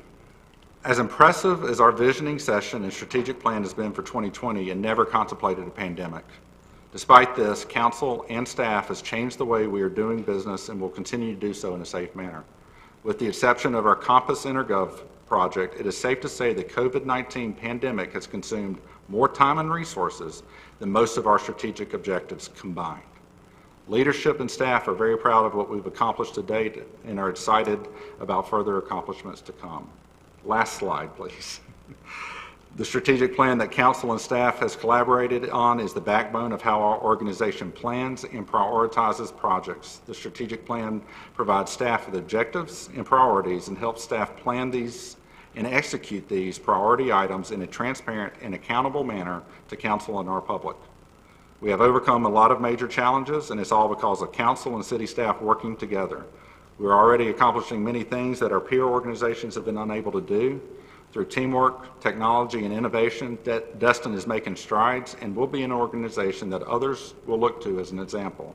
With that, staff is happy to answer any questions that you may have.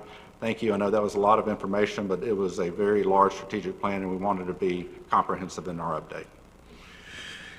It just tired me out listening to it, let alone executing during a pandemic. Okay. Any comments from any of the council members on this? Mayor? Go ahead, sir. Yeah, so, in the past, on various occasions, I've heard comments from our council saying that our city manager and our city staff don't bring any ideas to us, and it pretty much intimates that maybe they're not doing their job the best that they could. And I will say that I think that after you've just listened to this presentation, if you've read some of the things that this city manager and this staff have accomplished, the idea was that during the visioning session, we, along with the citizens of Destin and along with the input from the staff and the city manager, came up with ideas and came up with things that we needed to accomplish. And then we just gave it to the staff and said, okay, now here's what we want to accomplish. Here's what the end result needs to be.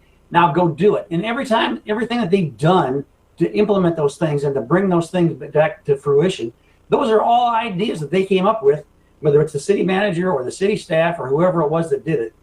And as we look now and you start reading through some of the accomplishments that we've done over the past year or two, I think we've got a lot to be proud of. And we are no longer just kicking the can down the road. We are actually accomplishing an awful lot of things that we should have done a long time ago and that we're now getting done. And we're getting it done thanks to the city council making the efforts and making the motions and giving the work to the city staff, and then the city manager and the city staff taking those directions and actually accomplishing those things. So I think that we all need a pat on the back. They all need a pat on the back, and I hope that the citizens of Destin understand that we are really getting an awful lot of good work done for them at a very low cost to them, by the way, too. Thank you. And just a caveat to all that is this has all been done from the visioning session to us sitting here today during a 100-year pandemic, where unfortunately for the city staff, we had a substantial amount of people that actually caught the virus. And so not only have normal cities always are understaffed to a certain extent by attrition and that kind of stuff, but this time they were absolutely operating in some cases at less than 50% staffing capacity because they were home in bed nursing their illness. So to accomplish all this stuff, working from home, doing things, that's never been done before. It's a big change, especially when, it's one thing to come to the office and drop the kids off at school and you can focus on your job. It's another thing when you got 104-degree fever, your kids are at home and you're still taking care of them because they're not at school, and then still accomplishing these things. So my hat's off to all of you sitting over there and everyone that is watching this on the webinar. It's been a challenge. The exciting thing for me is just think how good we'll be when we get everybody back. Yeah, any other comments? I would Go say everything Skip said. He did a great job kind of summarizing how I feel about it, and I think over the past 4 years, the direction I've seen the city staff and our city attorneys go in has has been great, and I think it's been great for the city, and I think it's evidenced by some of the things that we're accomplishing now, and so I thank all of you. All righty then. We have one last thing, no, two last things on our city manager report, three. Want to go ahead and knock them out? And when we finish these last three items, we'll go ahead and take a 5-minute recess real quick before we get into the public hearings portion of the meeting. Just a heads up to warn everybody on at home and our council members that are attending the meeting at home. We're going to take a quick break after the manager report's done. Go ahead, sir. Thank you. Our next item is a brief update on the complaint policy. We have our HR manager, Ms. Karen Jankowski, online and ready to provide an update. Go ahead, Karen. Thank you. Good evening, Council. I appreciate your time tonight. The update I have for you tonight is I compiled all of the comments from staff, and I have completed a draft for legal review. So as soon as I hear back from legal, we will hopefully have a policy for everyone to use.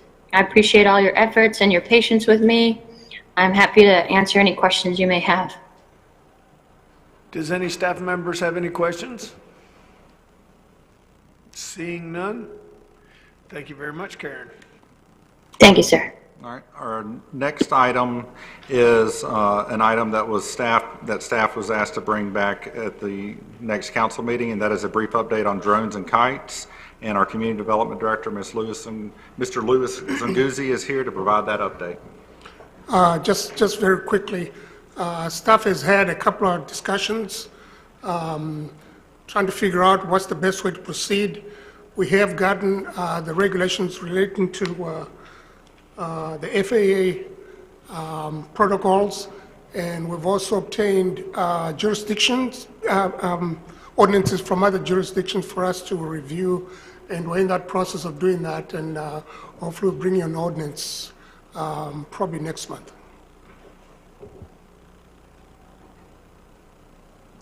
Does anyone have any questions or comments with that report?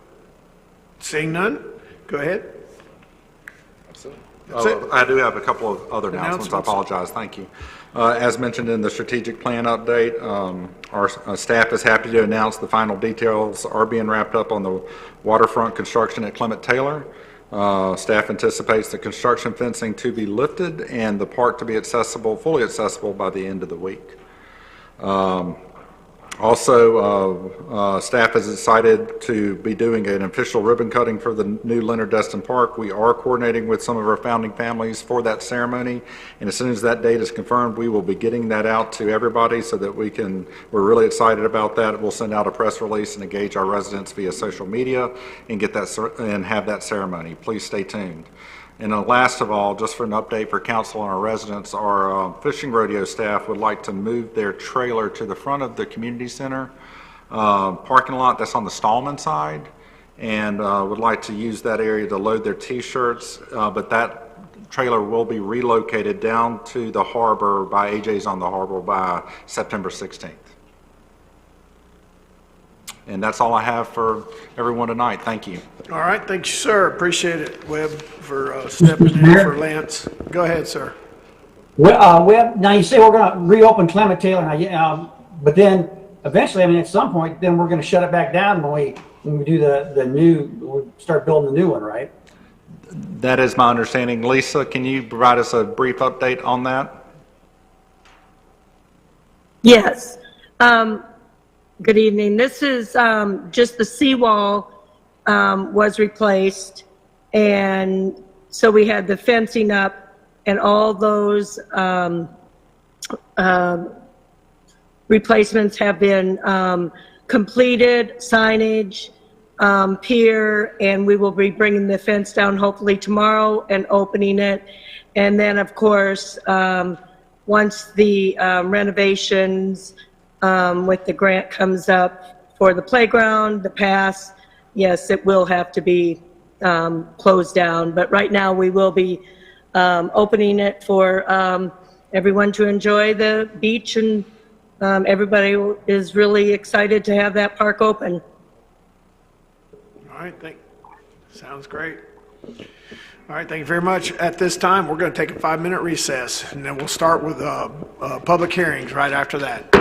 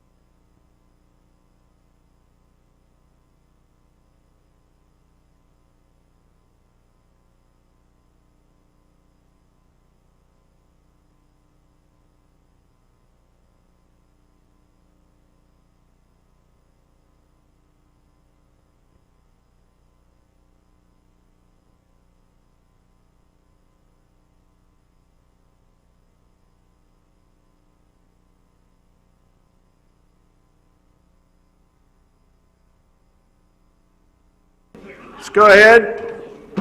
Everybody have a quick seat. Guys, where's all the candy and stuff that we normally have? All right. We are on agenda item number 5 in tonight's meeting, public hearings, which means, Mr. Bowman, you are got a lot to say tonight. So let's start with 5A. Go ahead, sir. I do indeed. We have ordinance number 20-25-CN, an ordinance of the City of Destin of Okaloosa County, Florida, adopting the final levying of ad valorem taxes for the City of Destin for fiscal year 2021 and providing for an effective date. And Mayor, before we throw it to Crystal, I've got a few other items I need to announce. The name of the taxing authority is the City of Destin, Florida. The rolled back rate is 1.5491 mils. The percentage of increase over the rolled back rate is 4.25%. The millage rate to be levied is 1.6150 mils. This amount is proposed to balance the budgets. And with that, I will throw it to Crystal. Go ahead, ma'am. Thank you. James, would you put up, thank you for the, you read my mind. So this evening, I just have 2 slides on this adoption of millage rate, just to remind everybody. First, we have here the ad valorem rates. So this shows the 2020 actual that we received and the 2021 projected at the 1.6150 millage rate. And the next slide. And I also just wanted to show the citizens of Destin what this means. You know, the median property value within Destin is $420,000. The taxable value, if you have homestead rules on it, is the homestead exemption on it is much lower. But this is what it means to you for your based on your property taxable value. And I'm also showing the rates from our other taxing authorities within this jurisdiction, Okaloosa County, the school district, that's a combined rate. Northwest Florida Water Management District, the Destin Fire District is capped at 1 mil, and then there we have the City of Destin. So we account for about 12.9% of the ad valorem property taxes that are collected in this area. And that is all I have on the millage. All right, thank you very much. At this time, I'll entertain a motion, the recommended motion.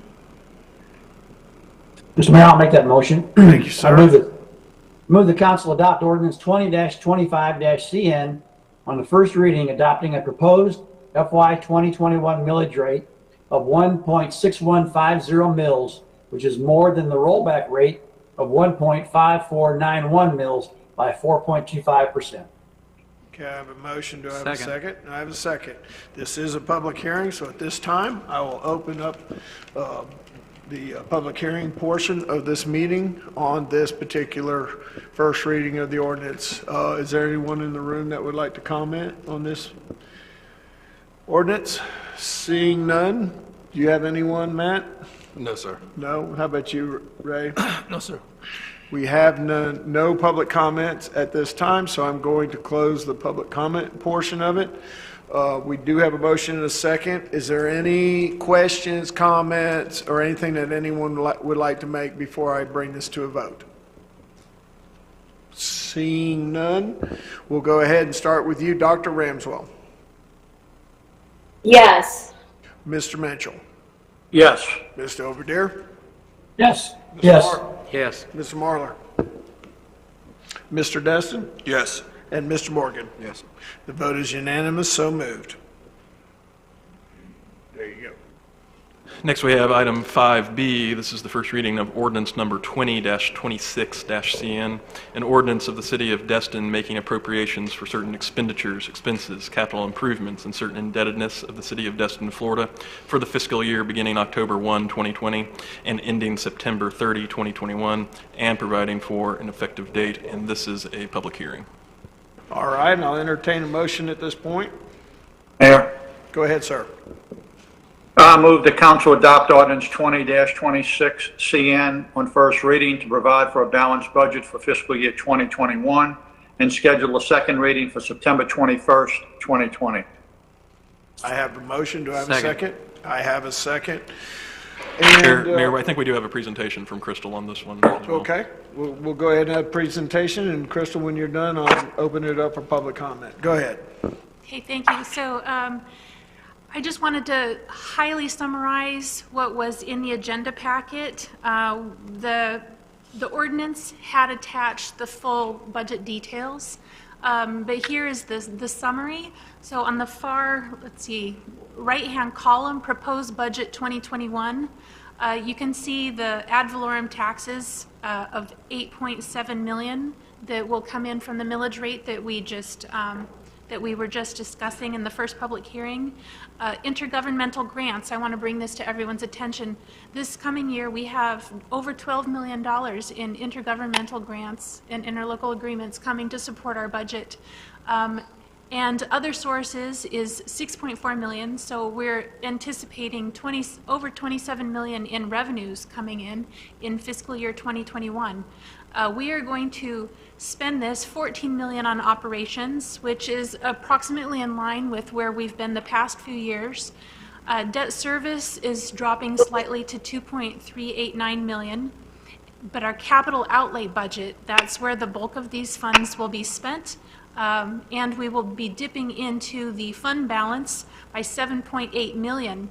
As you can see on the far right-hand column, 2019 actuals, 3 million of this fund balance was collected in 2019, and this is things like the Okaloosa half-penny surtax that we've been saving up for some of these projects, and we have some other funding that we've been saving up for the $18 million in capital outlays that we are anticipating to accomplish in the coming fiscal year. Next slide, please. And I also wanted to show everyone, again, this list of the 5-year capital improvement program.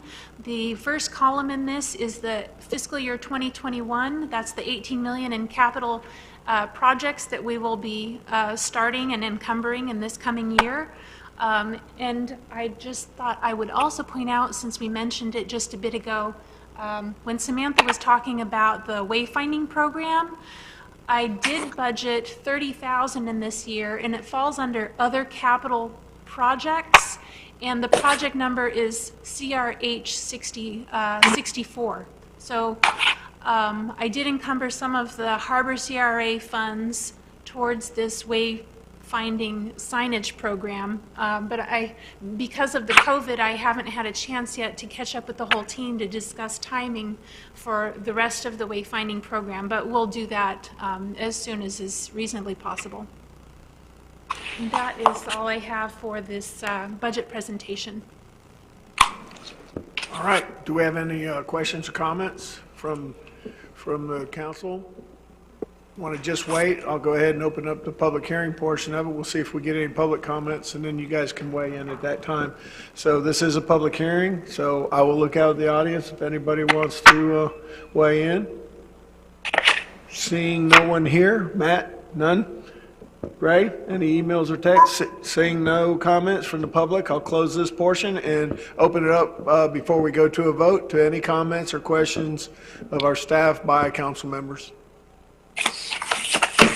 Seeing none at this time, let's go ahead and take this for a vote. Mr. Morgan. Mayor, real quick, did you check with James and Ray? Yes, I did. You missed it. Go ahead, sir. Thank you for covering for me, though. Yes. Mr. Destin. Yes. Mr. Marlar. Yes. Mr. Overdeer. Yes. Mr. Mitchell. Yes. Dr. Ramswell. Yes. Vote is unanimous, so moved. Go ahead. Last on the public hearing section, we have item 5C. This is Core Engineering and Consulting on behalf of Old Town Cottages Development LLC. Brad Schultz is requesting approval of a planned unit development in major subdivision identified as Southern Oaks. The proposed single-family subdivision includes 8 lots and associated infrastructure improvements. The proposed project is generally located south of Calhoun Avenue, addressed as 138 and 146 Calhoun Avenue. Property can also be identified by Okaloosa County property appraisers, parcel ID number 002S22-0310-0008 072B and 002S22 0310 000D-0720. This total site area is 1.43 acres, more or less. If at this time I could get any member of staff, any member of the public, and any member of the applicant's team who plans on testifying to please stand up so they can be sworn in. Raise your right hand, please. Do you swear or affirm the testimony you're about to provide is the truth? All right, thank you. At this time, council members, if any of you have had any ex parte communications regarding this item, if you could please make those disclosures. Seeing no ex parte communications, at this time I will turn it over to Kim Kopp. We will go ahead and let the applicant speak.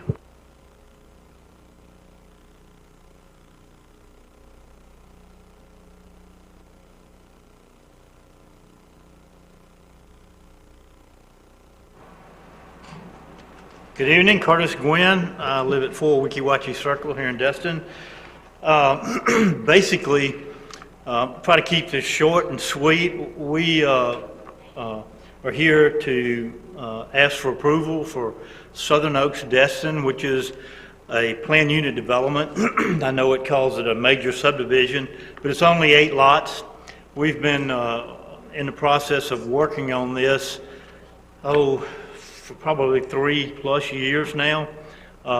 It is a single-family residential, which fits exactly into the CMU V zoning district. And unless there are some questions, we're here to ask for approval of the recommended motion that is in your packet that staff has put together. We have no issues with the recommendations they have, and so with that, I'll take any questions. Other than that, I'll be glad to sit down. Well, at this point, I'll just look to any council members. Does anyone want to queue up and ask Mr. Gwynn any questions about this proposed project? You can go sit down. Thank you very much. Before you sit, can I just, I'm behind you. Hi. Oh, I'm sorry. No, you're good. Can you just confirm when you said the recommended motion, there's a recommended motion and an alternate. So I just want to confirm that you are referring to your agreement with the first recommended motion with conditions 1, 2, and 3 involving the sidewalk, the turning Correct. radius, and the trees? Correct. Okay, just wanted to clarify for the record. Thank you. Yes.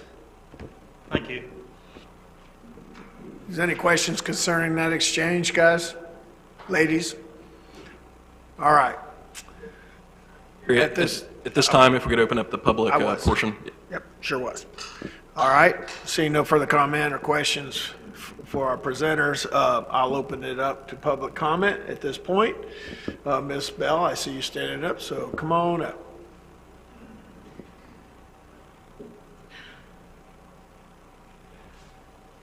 Marcy Bell, 3 Gulf Breeze Court. I took a moment to look at their plan over there, and contrary to popular belief, I am not a proponent against development in the city of Destin. I respect responsible development, and I think that maybe that's what this group is proposing. I'm excited about that, and I hope that this council will support them in other endeavors that they would do to make projects like that in an area that needs we need housing, but that area needs some development over there, and I'd like to see responsible versus irresponsible. Thank you. Thank you, Ms. Bell. Go ahead, ma'am. Teresa Abear, 716 Main Street. I concur exactly what Marcy said. I think the development's going to be a beautiful little addition to that area of Calhoun, and hopefully they can help us continue to upgrade that area of housing where there's some rundown trailer homes still in that area. So I think it's a beautiful set of property area, and I think it's well laid out, and it's definitely something that's going to look good in that area of town. Thank you, ma'am. Is anyone else that would like to make any comments? Public record here in the audience? Seeing none. Matt, do you have anyone? No, sir. And Ray, do you have anyone with an email or text messages? No, sir. All right. At that point, I will close this portion of the meeting. Go ahead, Cop. Yep, and at this time, I'll turn it back over to Kim. Go ahead, Ms. Cobb. Thank you. The only other thing we'll do from staff's perspective is put the entire staff report and attachments into the record as city's composite exhibit A, please. And Mr. Gwynn, you have no objection to that, do you? You have no objection to the entry of the staff report into the record, do you? No. Okay, thank you. All right. Is there any further comments or questions before we take this to a vote from any of our council members? Seeing none, I'll start with you, Mr. Morgan. Yes. Let's go ahead and read the recommended motion out loud then, okay? And it's the preferred one, the first one. I'll do that, Mayor. Go ahead, sir. I move to approve the plan unit development major subdivision identified as Southern Oaks with the following conditions of approval. Construct 5-foot sidewalks on both sides of the private street. Reduce the turning radius at Calhoun Avenue intersection to 15 feet. And any protected trees located outside the principal structure area, which is removed, shall be replaced with indigenous trees meeting the minimum planting requirements.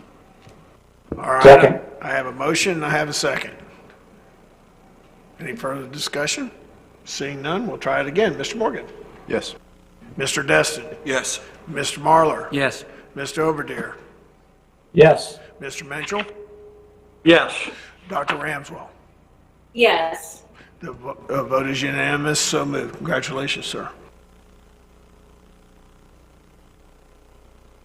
All right, up next, I will ask for a motion to adopt the consent agenda, please. Mayor, I'll make that motion adopting A through H.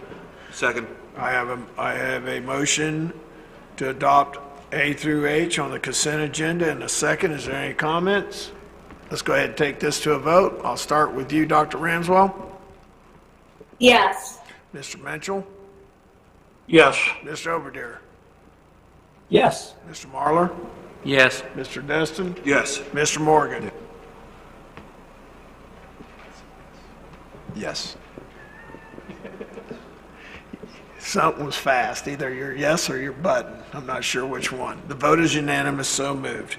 On to item number 7. We will start, Mr. Braden is not here tonight, and we'll start with you, Ms. Ramswell. Thank you, Mayor. I appreciate it. So the first thing I have on here is the dredging report. Back at our August 3rd meeting, I had mentioned the fact that there had been a dredge done with sand placed on Noriega Point as well as a private property owner's parcel. And there was no record that could be found of the amount of sand placed in each location. I had asked staff to report back, and I'm just wondering what the results of that inquiry are. Michael or Community Development, take it away. Yes, Councilmember Ramswell. We're still in the process of doing that, and I cannot believe how scant the record is for such a fairly important project to the city. I'm quite frankly surprised. We're still looking. Hopefully we'll turn up something that's more comprehensive than what I currently have. All righty, thank you very much. I appreciate that, and I concur. It's very strange, and I often wonder whether we maybe should try and reach out to the actual company that did the dredge, because there have to be records somewhere. So hopefully we can gather them. The next item that I have on here is the status of the Noriega Point right-of-way road. And what I'm speaking about is the extension of Gulf Shore Drive. And I'm just wondering what the status of that is. I know originally I had pointed out that the development order for the Point 1, Point Resort, Point Mezzanine project had that in there as one of the items that they would be giving the city as part of their development. And we had looked into that. But it has since been made known to me that actually the Noriega Point dedication actually states that the county would build and maintain that Gulf Shore Drive extension. So we now have two entities that have essentially said that they would provide the road, but we still have no right-of-way road. So what is the status of that? I mean, we've got the Noriega Point project nearing completion, but no way to get it without traversing over 600 yards of sand. So what is the status? Again, we're still reviewing it, and a little complication with the current application that we have with the point mezzanine. I want to make sure that we do not mix these issues, and so I want to be careful, consult with the attorneys, and get back to you on that. Wasn't during the presentation on phase 3 of Noriega Point, didn't the FDEP state that they're going to build a temporary road and would leave the base for further development? It is, if I remember, I can't Yes. remember if that's what it was. Yes, there was a presentation to that effect, that and then they'll give the spoils to the city, and then we will then decide what to do with the rest of the road. So that's kind of like separate from what Dr. Ramswell's looking into at this point. I think it is related. Do you remember that, everyone? So I remember that, but as Mr. Zinguze said, it is related because it is the same right-of-way road, and we're just trying to determine who is going to be completing that, especially as we near the completion of the Noriega Point project. you, as of right now, Louis, you have no, you just haven't finalized that information? Correct. Okay. Alrighty, so the next item I have on here is the playground at Morgan Sports Center. And I've had a couple complaints from citizens that are very concerned about rusty spots and very sharp edges on some of the play equipment. And I just wanted to bring that to staff's attention so that we could certainly take a look at that. There was also mention of maybe some rusty nails. So if we could just get someone to go out and really check that over well so we make sure no children or anyone gets hurt out there, that would be terrific. Next item I have on here is the Adopt a Street program. And I was very involved in this for a while and still have a street that I'm responsible for and go out and check on. But what I've noticed is in the past we had very sort of organized gatherings and collection points throughout the year, and it was very well attended, and it was a great opportunity to advertise as part of the city's PR that, wow, here we are, citizens all coming together to clean a road and step up and do something for the city. And that seems to have completely fallen to the wayside. So I'm just sort of checking on the status of that project and program and what we can do to reinvigorate it. Thank you, Dr. Ramswell. I do know that we will be doing some social media presence tomorrow about this initiative, and you should see that go out on our social media outlets. And I'll also defer to Mr. Burgess, whose department is managing that, for any further updates. Thank you, Mr. Warren. Just as an update, we attempted to reach out, well, we did reach out to many of the volunteer groups that have participated through the years to see if they wanted to continue to participate in the Adopt a Street program. We got the ones that we were able to contact did want to continue that program, or continue their participation, rather. In addition, we recorded a public service announcement last year at some point and put that up on our Facebook page. It's on YouTube as well, kind of soliciting participation into this program with, to be honest, kind of disappointing results. Again, signs that were not, or streets that were not being, where they did not want to renew or we were unable to contact them, we had some signs put together that said that this street is available for adoption. And there's one on Kelly Street, and there's one on Main Street. They're in various and sundry places around town. We have gotten some response not an overwhelming amount of response to that. It's my opinion we probably need to retool the Adopt a Street program, kind of like what you mentioned, is kind of go back to having those organized meetings. I believe Councilor Mitchell has mentioned that in the past. And where I'm from, up in Columbus, Georgia, we used to have a big river and creek cleanup on the second Saturday in October.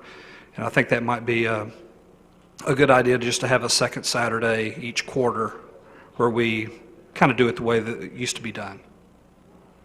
We don't have a seafood festival this year. Maybe the first weekend in October might be a good time to kick that off. I thought second Saturday rolled easier off the tongue, though. Dr. Ramswell, is this something that maybe Parks and Recreation could put their hooks into and ramrod this? Because it sounds kind of long. I know it falls under Public Works, but maybe you might get more enthusiasm through them. What do you think? I see you shaking your head, Mr. Mitchell. What do you think, seeing how you've participated in the program? Thank you, Mayor. I've been involved with this for a long, long time. And it predates the staff that we have right now. Councilmember Wood and I were probably the two longest serving people on Adopt a Street. And we begged Carice not to change the format that they went into now, because it's haphazard right now. It's on the honor system. There is no dedicated day to do it.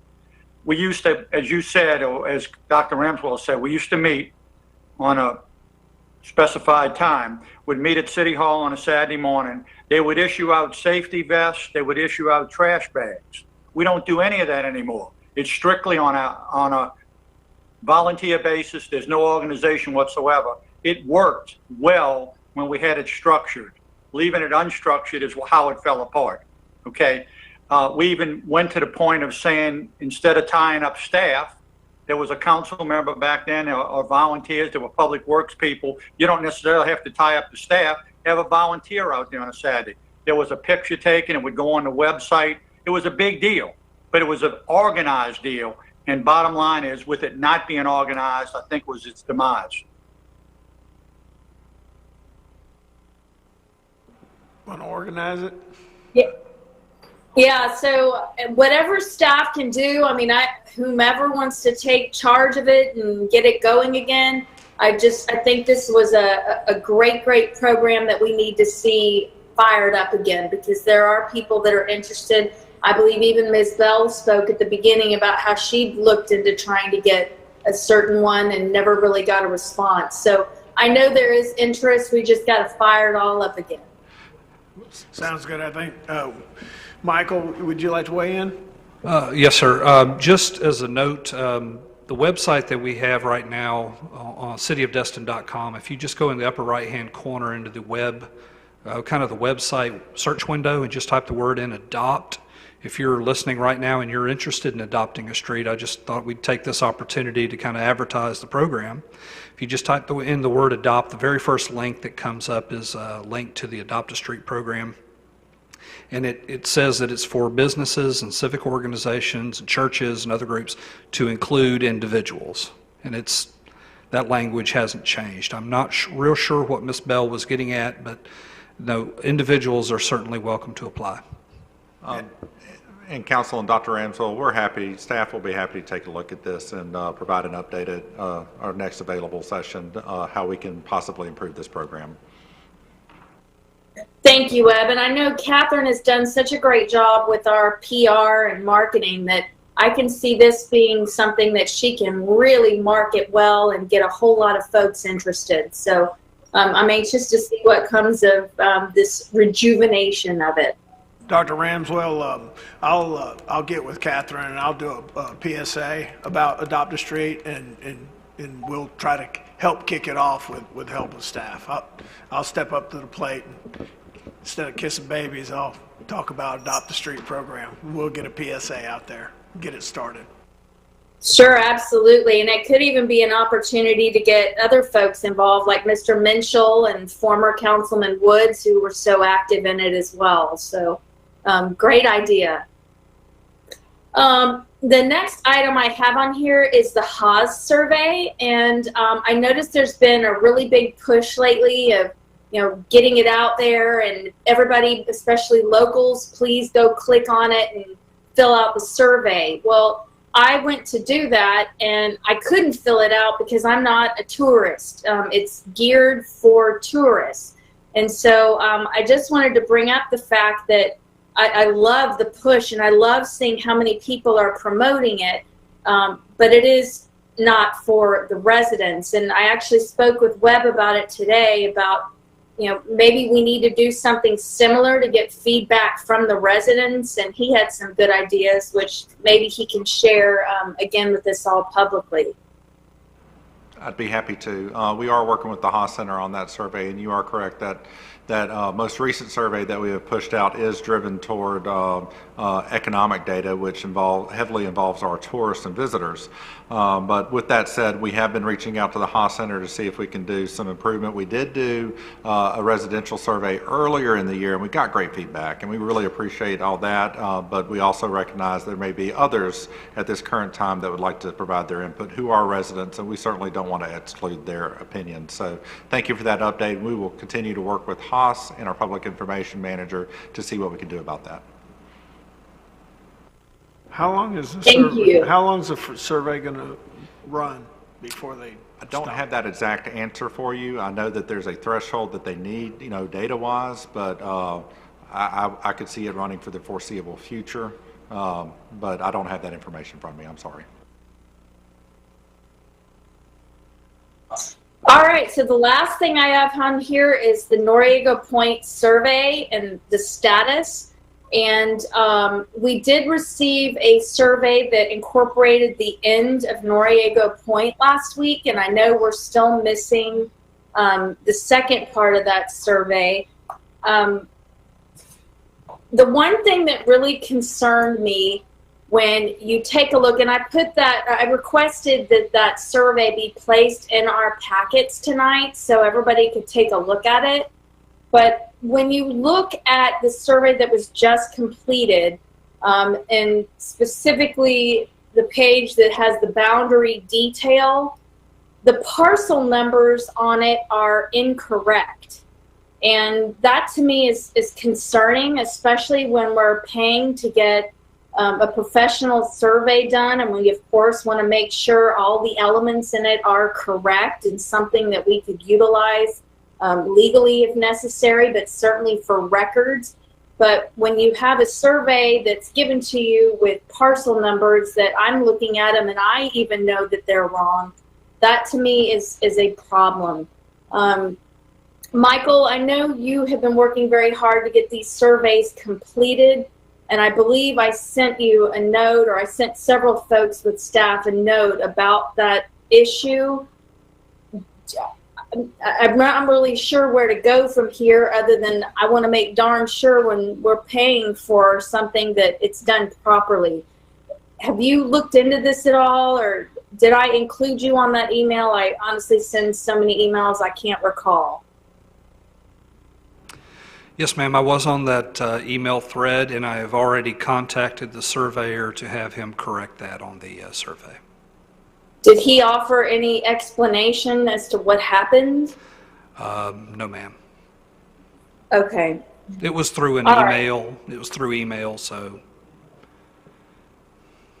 Okay, well, it's, he's got the main parcel listed, and that's not even the right parcel number. Then he has that same parcel number listed for the bordering property, and it's not the correct parcel number for that. It's the parcel number for a completely different parcel. So we just need to clearly make sure we keep an eye on this, and that the product we're paying for is the professional product that we receive. And I know I sound like a broken record, so I'll shut up about this, but that was concerning to me. And do we know when to expect the second part of the survey? I know we thought about last week. I know that we received an email right before the council meeting. Staff will review that first thing in the morning. If it is the survey, we will get that out to council ASAP. Terrific. Thank you so much, and I believe that's all I have for tonight. Thank you. Thank you, Dr. Ramswell. Mr. Mitchell. Thank you, Mayor. under the first item I have is the Enclave condo foliage issue. If you all recall, that was brought to our attention at the last council meeting. Prior to that, I didn't know there was any lawsuit involving the city. I'm not going to discuss the merits of the lawsuit. That's not my purpose. But in addition to the presentation we had at our last council meeting, we've also received numerous emails from other citizens complaining about this. I asked for the court documents on that, and it's part of your packet tonight. And if you look at the emergency request that was filed, emergency motion number 6, it basically clearly states that the foliage was trimmed down after the accident. Trimmed down. If you look at the motion, the denial was to remove the foliage, not to cut the foliage. We have been put on notice several times now in public and by email that there is a site problem, which is an extreme public safety issue.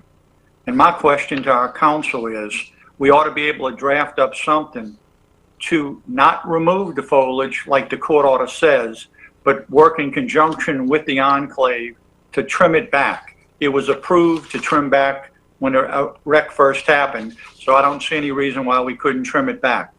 Not necessarily just the city of Destin, but work out whatever legal terminology and agreement we have to do that. We don't take responsibility, but all of us are put on notice that there's a site issue here, and from a liability issue moving forward, it's problematic. So I'd like our attorney or city manager something to it. What are your thoughts? Yeah, a couple things. First, the Enclave did trim the foliage back, but it was not approved by the court.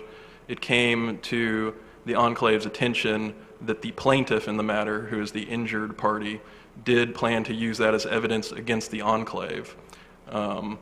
That is why the Enclave then filed the motion to just remove all of the foliage, because the issue is that the plaintiff is trying to demonstrate that the city and or Enclave have control of that subject area. That's really the entire dispute.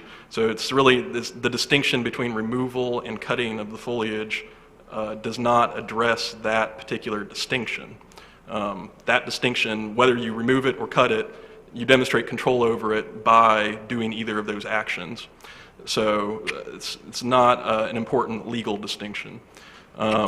Bill Warner, we specifically asked Bill Warner if cutting the foliage alone would be something that he would recommend to the council or to the city, and he is not in favor of such action. We do have a mediation scheduled for September 29th. At that time, Bill is optimistic that the entire issue will be resolved, and to include in that agreement who will maintain that area going forward. At that time, since it will be done outside of the court's purview, there will be no possible evidentiary issue that could be used against the city, because we will also obtain general releases as part of any negotiated settlement. That negotiated settlement will be brought back to council at an executive session for further discussion. So that is the advice of our insurance defense counsel, and I believe it is sound advice at this time. So in the meantime, between now and the 29th, God forbid somebody gets hurt, we'll just say, oh, well, we're liable. Our insurance defense counsel is concerned that if we do take any action that demonstrates control over that area, that we will subject ourselves, if we do have a trial, to an evidentiary issue where the plaintiff, because remember, it's not, the Enclave and the city are both agreeable to cutting the foliage. It's not either of those two entities that would use it against each other. It's the plaintiff that's the injured party. The plaintiff is the one that will not agree to let the city and the Enclave cut the foliage or remove the foliage. The plaintiff has stated in a hearing that if such actions are taken, then the plaintiff is going to use that evidence against the city at trial. So that is really the issue. Bill Warner, his primary concern is not only is it a concern for this case, an evidentiary concern, but also there are other similarly situated parcels throughout the city, and if we start demonstrating control on this parcel, then we've also put ourselves at risk to all those other parcels when Bill's position is. In our LDC, there's specific code language that exempts that and takes it away from city control and puts it on the associations. So he fears that if we take any action, we'll further expose ourselves in all of those areas across the city. Okie dokie, at least we know. Next item is Airport Road. Since we had our last council meeting, I think you all know that there was a vehicle that flipped over on Airport Road, took out the fence, and we received a bunch of, again, nasty email saying, why don't we do something, why don't we do something? Mr. Burgess got an updated schedule for us, and basically I just wanted to take this time to pass on to the citizens that may be listening that as it stands right now, we're looking at potentially November, December, FDOT starting on Airport Road. So it's not that the city's not concerned about it or cares about it, but it's in FDOT's hands, and as it stands right now, Mr. Burgess, unless I'm wrong, we're looking at a November, December time, and basically it's out of our hands. Just wanted to let the public know that. Did I miss anything, Mr. Burgess? No, sir, you didn't. Okay, that's just kind of a information. Okay, as you all know, the ASG did a internal investigation, and when this first started, our city manager said to us that ASG had agreed if we chose to go ahead and they would pay for another individual. And at that time, I had talked to you all about Miss Barbara Peterson. And at this point, I'd like to move forward and have Miss Peterson do a third-party review. If we could coordinate with ASG to make that happen.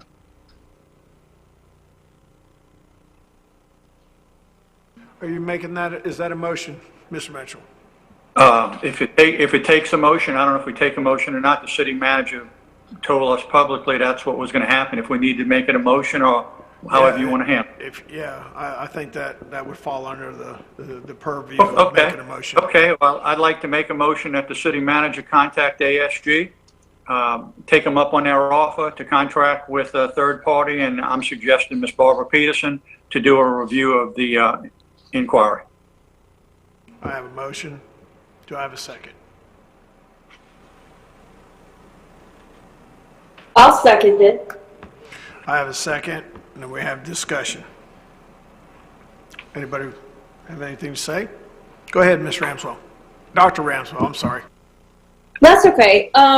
So I remember that council meeting and I remember that discussion, and that is what Lance brought up. I know Lance was on here as a panelist. I don't know if he wants to discuss it or what the plans were, or Webb, if maybe you've been given the plans. Is this in line with what y'all had already planned, or maybe do y'all have something already in the works, or could you just weigh in on this? And I'm sorry, I'm going to try and see if my microphone's working. Can you hear me? Yeah, we hear you. Hi. Okay, awesome. Hi. Yes, originally when I contacted Mr. Ankers, he had said that they were doing an internal review, and that if the council was not satisfied with the original internal review, then they would pay for the cost of the third party to do an additional review. So does that summarize the conversation? Yep. Sorry, I'm a little hoarse, so try it. Hey, just glad to hear you. Thanks. And I'd be happy to reach out to the firm and follow up on this if that's the will of the council. Mr. Mayor? Go ahead, sir. I just had a question. So when they did this ASG did this investigation, did they not hire a disinterested third party like this? I forget who it was. This lawyer, some female lawyer who was like the lawyer of the year or something, or the lawyer of the century, that did the review. And so it wasn't really ASG that did the review or did the investigation. They already contracted outside of ASG to do an investigation. Is that not correct, or am I thinking of something else? Is that correct, Kyle? That's correct. I thought you're spot on, Skip. Okay, and she's like the preeminent lawyer of the state of Florida or something. And you know, I mean, the investigation that she did was thorough and was complete and completely exonerated anybody from doing any wrongdoing. And for them to have to then go out and do another investigation, to me, I think is I don't know what's going to prove. I think it's just we're just chasing down another rabbit hole. I'll address that, Skip. First and foremost, that particular investigator, I'm calling an investigator because she conducted an inquiry, didn't even contact the complainant. Okay?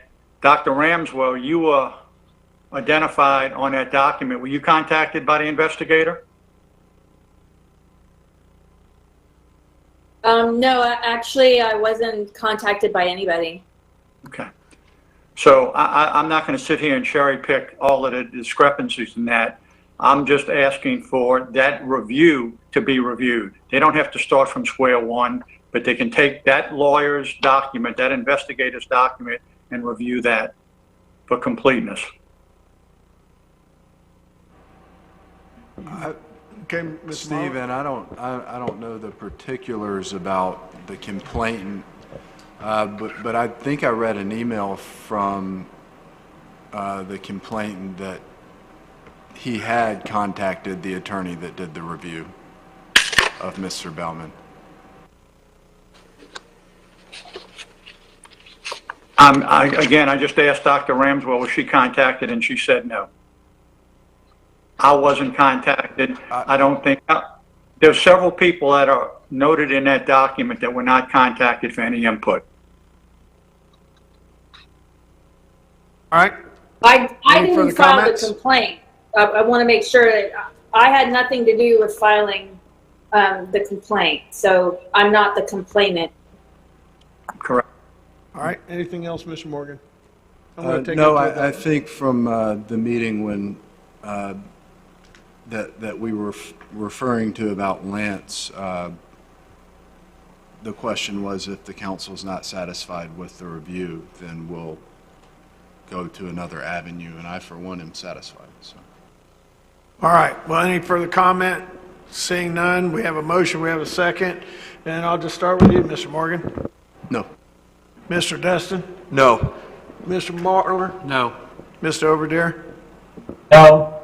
Mr. Mitchell? Yes. Dr. Ranswell? No. The vote is 5-1. No problem. Nays have it. No problem. Okay. The next topic, I think most of the people sitting up there, my fellow council members, I think are all been in management from one time to the other. I know Skip has. I know our restaurant owners have. Mayor, maybe you are a manager on your boat, okay? But I would just basically say everybody there is a manager. And one of the basic management tools is when you have an issue with an employee, you do it privately. You don't run it in front of everybody and do something publicly. We are in a very unique situation because basically, as council members, we have hiring and firing authority over 3 people, our lawyers and our city manager. With that said, our city manager is in a very unique situation because unfortunately, or as the case may be, he's got 7 bosses, and that's hard to march to. I personally don't think that any of us should air dirty laundry publicly on the first draft. If there's an issue with someone, I think we ought to have the opportunity to discuss that. Let's use the city manager. If there's an issue with the city manager, we ought to have the ability to write that up and provide it to the city council. I'm sorry, to the city manager, and not have to bring it before the council. I had such a situation where I wanted to do something. We certainly have the authority to write appraisals for the city manager. But our attorney said, although we have it, not our city attorney, our labor attorney, said that yes, we have the authority to write appraisals, but he didn't feel like we had the authority to write up a counseling report without bringing it first before all the council. And I'm 100% against bringing that before the council. We're not violating any sunshine law or public records laws. If any of us have an issue with the city manager, we ought to have the ability to do something privately and not have to come before council and air dirty laundry when it's a management situation that can be addressed on one-on-one. Like so many, earlier tonight when everybody was applauding our staff for doing all the good work, I too want to applaud them. And this is yet another example of some of the things that we've identified for them that they're taking corrective action on. Case in point is our complaint process. We didn't have a complaint process. We brought it to their attention and they're moving forward with it. This is yet another shortcoming, if you will, within our system where there's nothing in place to allow us to do that. There is a counseling report that's part of your packet. And basically, I don't know if it's going to require a motion or whatever, but personally, I think this is something that needs to be updated that would allow any council member to privately fill out a counseling report. Just because a counseling report's written up, that doesn't do anything, but it just goes in the employee's file. Just like if the city manager writes up an employee for something, it's just part of their packet. At no time would you be able to do anything with that one document. It would just be documented of some irregularities, some performance issue. So I disagree with our attorney. I don't think we should have to come before the council and say, Lance did ABC or a lawyer did ABC, whatever the case may be. We should have the authority to write up a counseling report. So my question to you is, how do you all suggest we move forward? I guess you'd need to make a motion if we're going to make a change like that or change policy. Well, I would ask you, Mayor, at this point, I would ask if you would indulge us to have some discussion, because I'm not really sure the right motion. Yeah, I could make a motion counseling, but I'd like to get some input and some thoughts from my fellow council members that could potentially help us craft a better motion. Or better question is, not, do we have a complaint process now? The school board complaint process is something that we're working on adopting. Karen and I have been working on that, and we'll get it in a final review. But I don't think that's what Councilmember Minshall is specifically discussing. This is not complaint. That's totally different. I was just giving accolades to staff for all their hard work. Okay, this is a council report which is separate and apart.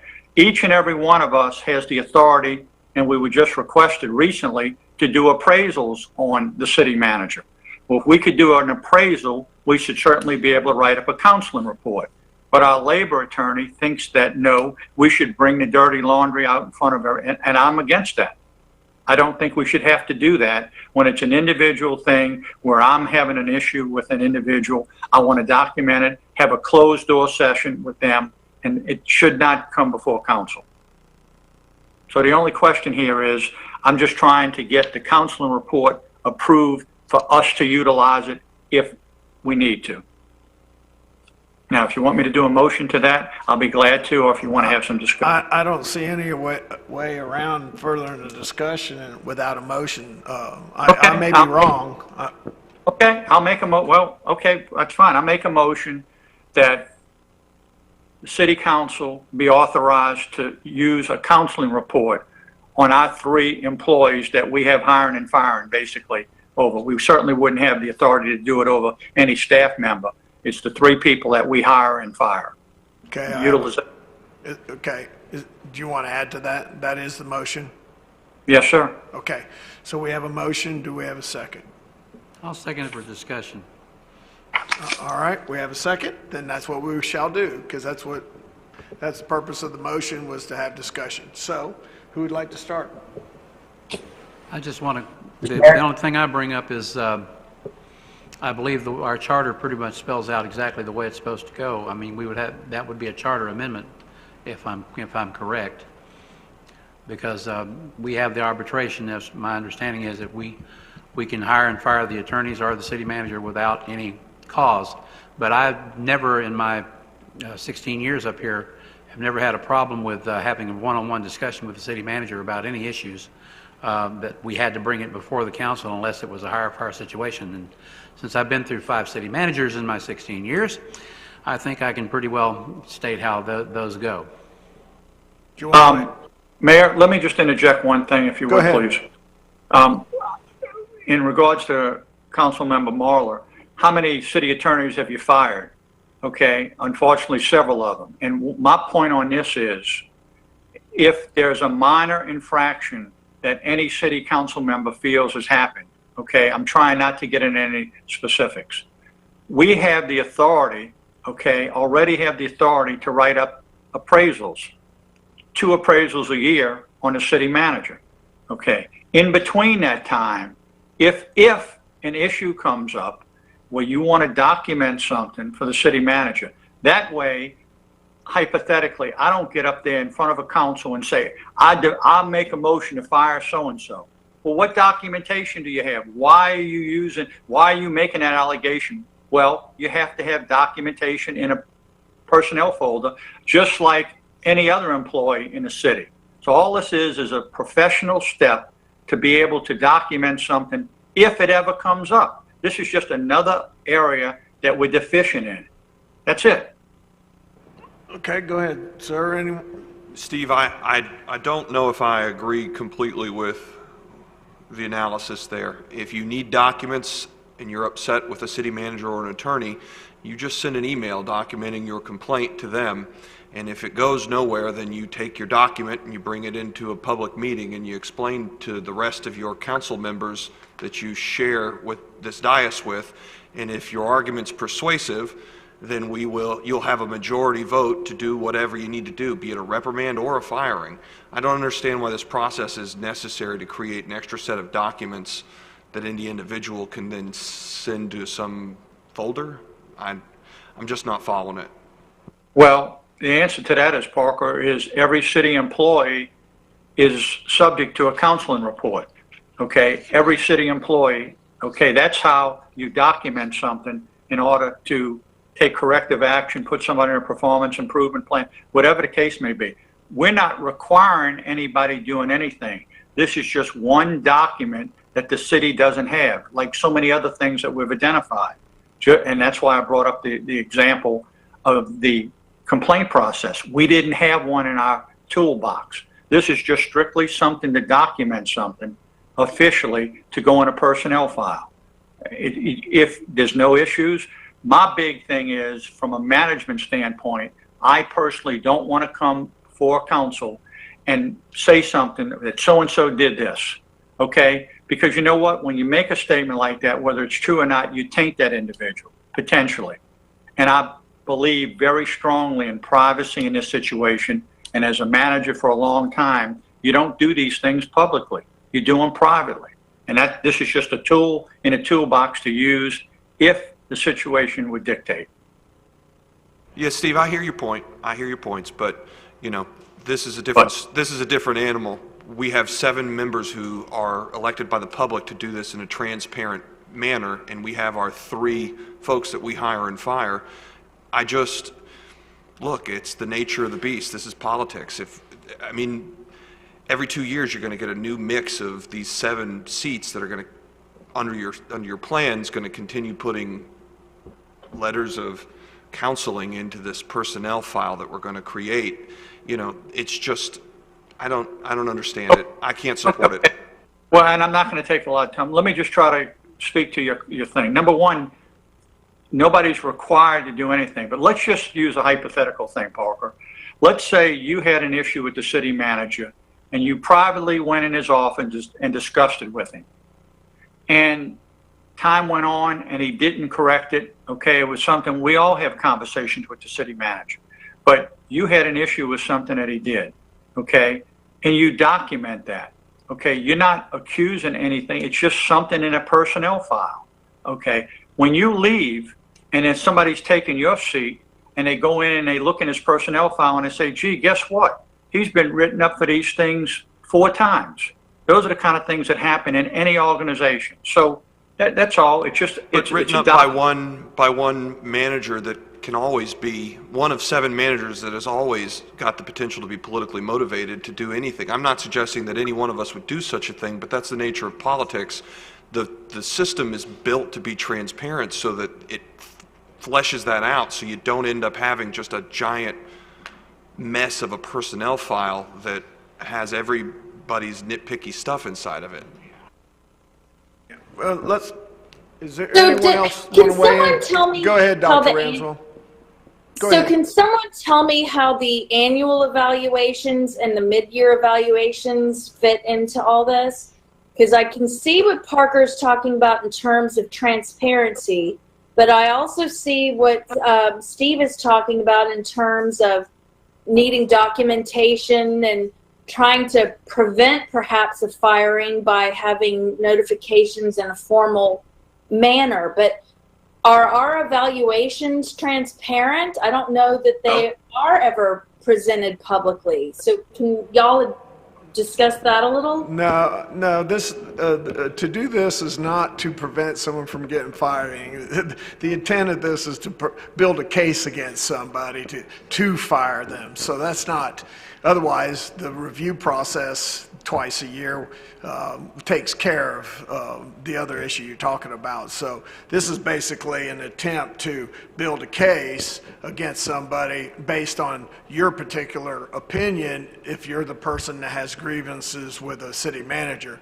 The other folks may not see the same issue as you do, and that's why we have the process we have, to where if somebody has a real big problem with the city manager and they feel like they've made an egregious mistake, that it's dealt with here in the public forum and everybody weighs in and the motion's made in a second and then we vote on what to do with the city manager. That's the process that took place when I first became mayor, and we swapped, we got rid of the previous city manager and hired the present city manager, and I think that's a process.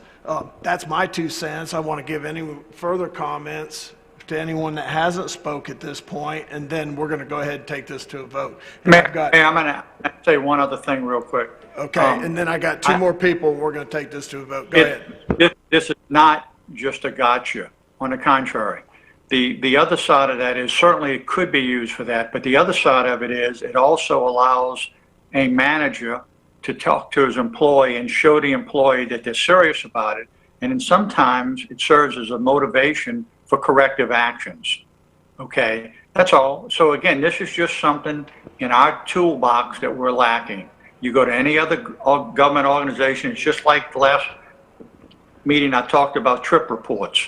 Okay, Skip certainly knows what trip reports are and memos of records being in the Air Force. They do it as a matter of routine. It's just things that we don't have in our toolbox. That's all. But anyway, thank you. All right, thank you. Go ahead, Kyle. And then Mr. Morgan, I'm going to take a vote after Mr. Morgan. Yeah, Dr. Ramswell asked a specific question about the annual evaluation process, and I just wanted to address that. The reason that process is unique is because in the city manager contract with the city is required in the contract to conduct those annual evaluations, and as part of the contract, the city council adopted a resolution that described how it would go through that process. So that's why that is treated differently. The annual evaluation and the mid-year, which is part of the resolution, are treated differently from something like this. Thank you, sir. Mr. Morgan.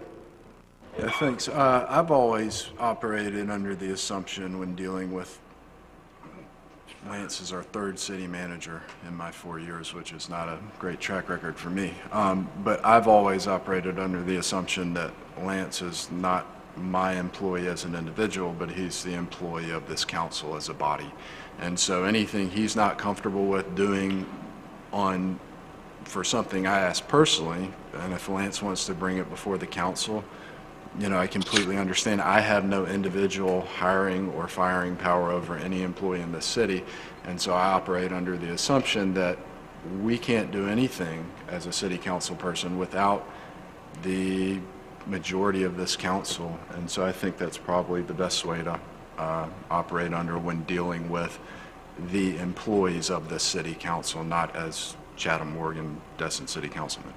Thank you, sir. All right, well, we'll go ahead and bring this to a vote, and I'll start with you, Dr. Ramswell. Can you repeat the motion, please? Right, could you read it to us on the public record? Motion to allow the council to have the ability to use a counseling report to document issues and correct the action of the city employees that the council can hire or fire without having to present that information to the rest of the council. All right. Your turn to vote. No. Okay. Well, I was going to say no. I don't want to go first, but Okay, my I'll let vote Mr. Morgan go first. No, it's okay. My vote is actually, it's going to be no, and I could go into a lot of reasons why on both sides, but I'll just stop and say no. Thank you. Mr. Mitchell? Yes. Mr. Overdeer? No. Mr. Marler? No. Mr. Destin? No. Mr. Morgan? No. Nays have it, so moved. Okay, no problem. Who is there from the sheriff's office? I obviously can't see. Is Captain Hall there? Yes, sir. Okay. Captain, prior to you being here, Captain Nix, we started, and I guess pre-COVID, we started an extensive traffic enforcement crackdown on Airport Road. And social media did a lot of the work for us because you go out there and write a few tickets and they were all over social media, and it slowed people down and it prevented the wrecks. And I realized with COVID and all that, and again, that program was prior to you getting there. We actually coined a phrase, don't speed down Airport Road, don't fly down Airport Road and whatnot. And again, we're continuing to have the wrecks, and with the construction not happening until November, December, just wondering if you could go back to some enhanced traffic enforcement on Airport Road. Yes, sir. Well, we haven't stopped traffic enforcement on Airport Road. Just for for numbers' sake, I ran the data for Airport Road January 1st through August 10th of 18, 19, and 20. So that I was comparing apples to apples. And in 18, we had 35 crashes on Airport Road. In 19, we had 31. Through August 10th of this year, we've had 16. So our enforcement efforts are paying off. And that is not only due to COVID, because of less people here. What I also did, I compared the same time frame for our minors in possession of alcohol cases. And our minors in possession of alcohol cases numbers were mirroring each other over the 18, 19, and 20 time frame, same time frame. So we were still having the same visitors here that we normally have, but our crashes are down. So our enforcement efforts are paying off. And we haven't stopped. Matter of fact, I wrote 2 tickets out there last week.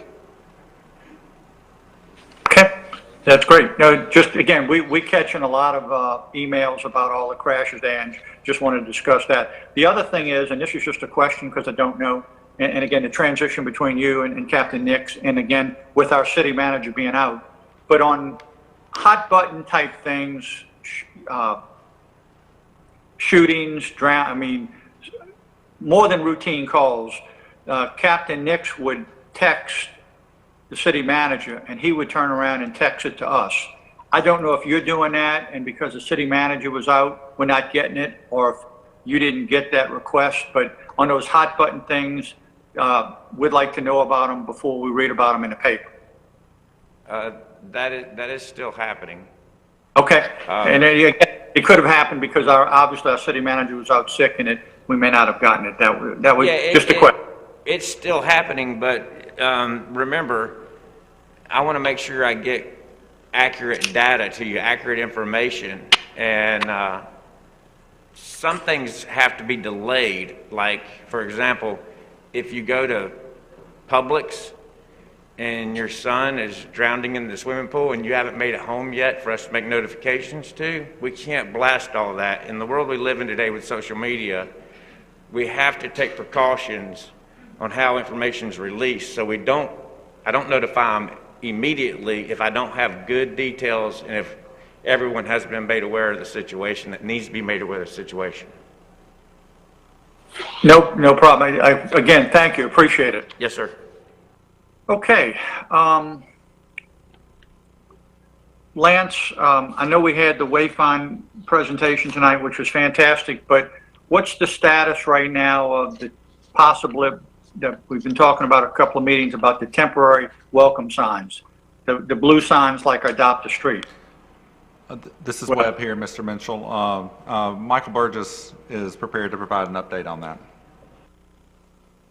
Councilor Mitchell, we put a preliminary design together for those temporary Welcome to Destin signs, and I have sent those over to Community Development for review, and to see how they conform with our family of signs that was kind of reviewed earlier this evening. And we're looking at, I can probably get a 36 by 48 sign, if that's the appropriate size, made for around $250 to $300 each. Okay. And as soon as we get concurrence from community development and the city manager's team, we'll go ahead and have the sign manufacturer kind of polish the design for us, because I did it and I'm certainly not a sign designer. Gotcha. Okay, thank you for that update. A couple more quick questions for staff. Webb, where do we stand on our request for CARES Act funds? Has any of that been approved yet? Actually, I will defer to Mr. Kozad. I know we've been working on that with the county, and the county has actually got a pretty comprehensive plan that they're putting together, and we're working with them on that. But let me have Mr. Kozad provide a brief update on that. I believe we're going to be bringing an agreement to council for the next meeting that will cover the CARES Act funding that we're going to get through the county. We have an expenditure plan that we have to add some information to about expenses we've already entailed and future expenses we plan to get reimbursement for. And then once that's done, we'll submit that. And like I said, that'll come before the county, I think, at the next, or before the city at the next meeting. Okay, great, thank you. For Lewis, what is the status? I know it was on our sheet, but I wasn't really clear. As far as the harbor capacity study, where do we stand on that at this point? I know there was some problems getting together because of COVID and whatnot, but have we nailed that down anymore?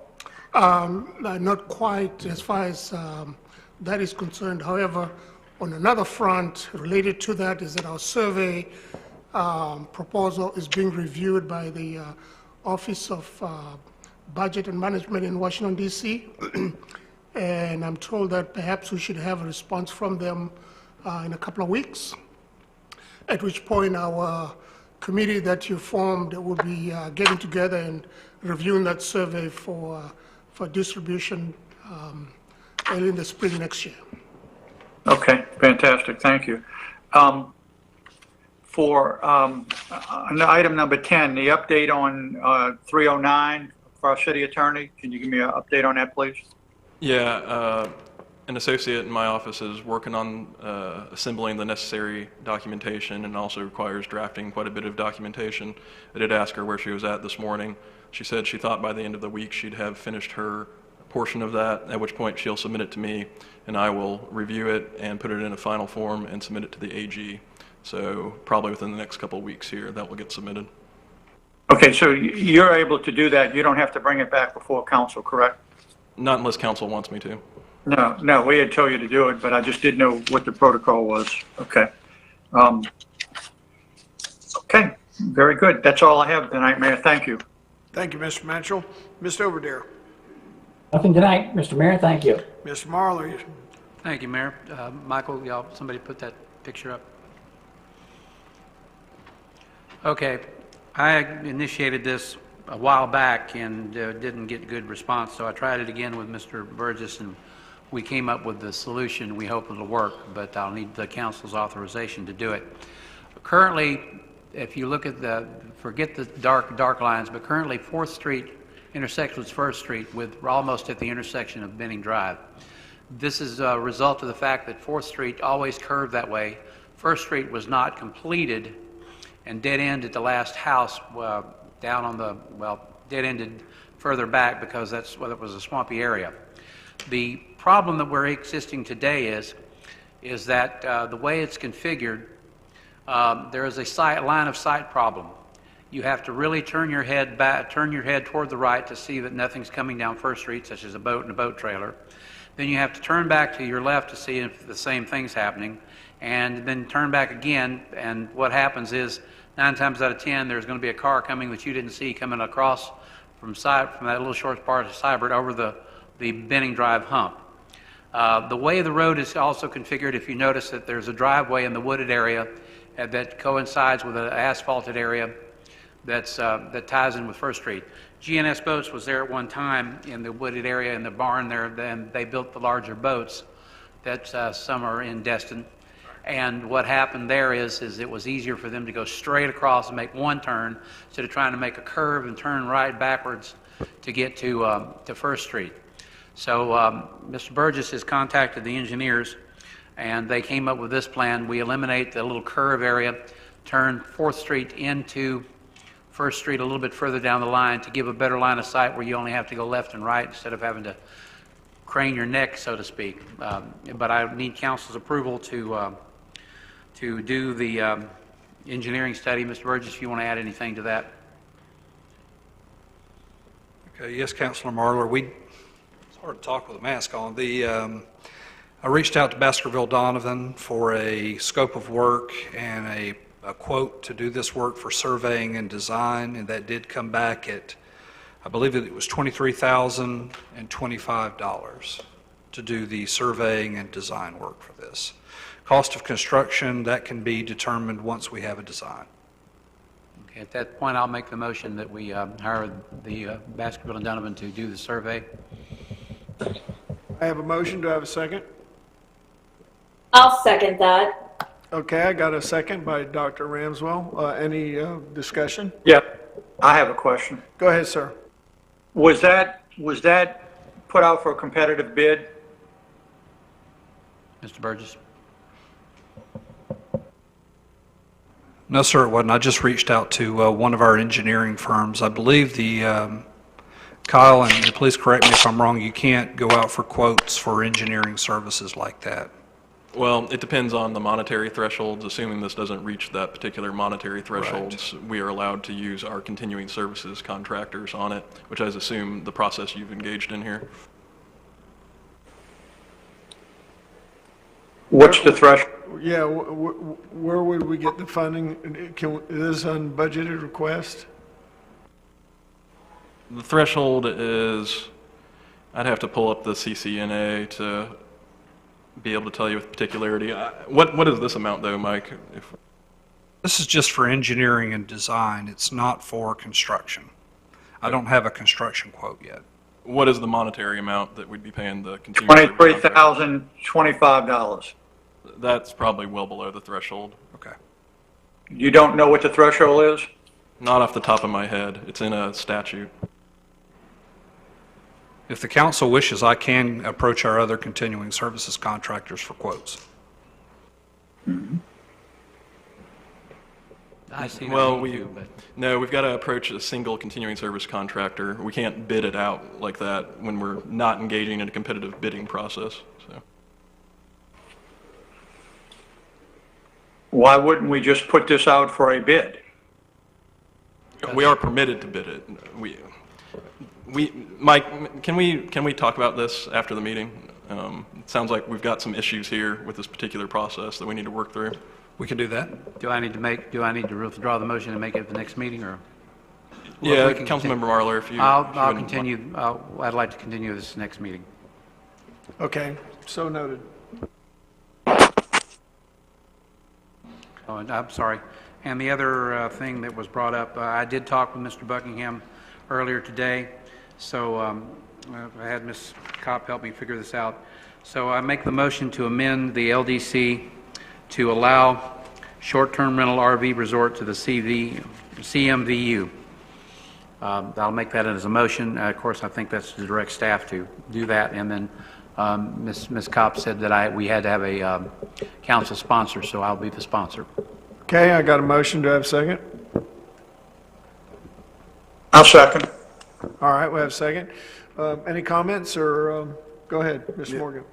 My biggest concern with this is if the RV park doesn't work out, that they could pivot into kind of a more permanent park like near Joe's Bayou boat launch. Yeah, Ms. Kopp, could you address that concern? Ooh, I think she just walked out. Yeah, but Kyron, if you could just amend your motion to include no long-term rentals of any kind whatsoever, and define, so noted. Define that by a certain period of time. I don't know if it's 1 month. So we have a friendly amendment to that. Is that okay with the second?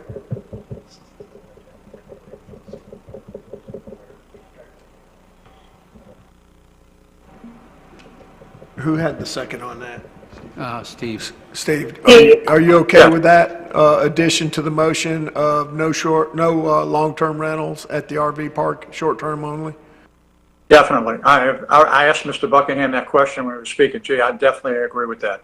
Okay, so we got a motion and a second. I want to let the council members know that because this is not an agenda item, that it requires a supermajority to pass, which would be 5.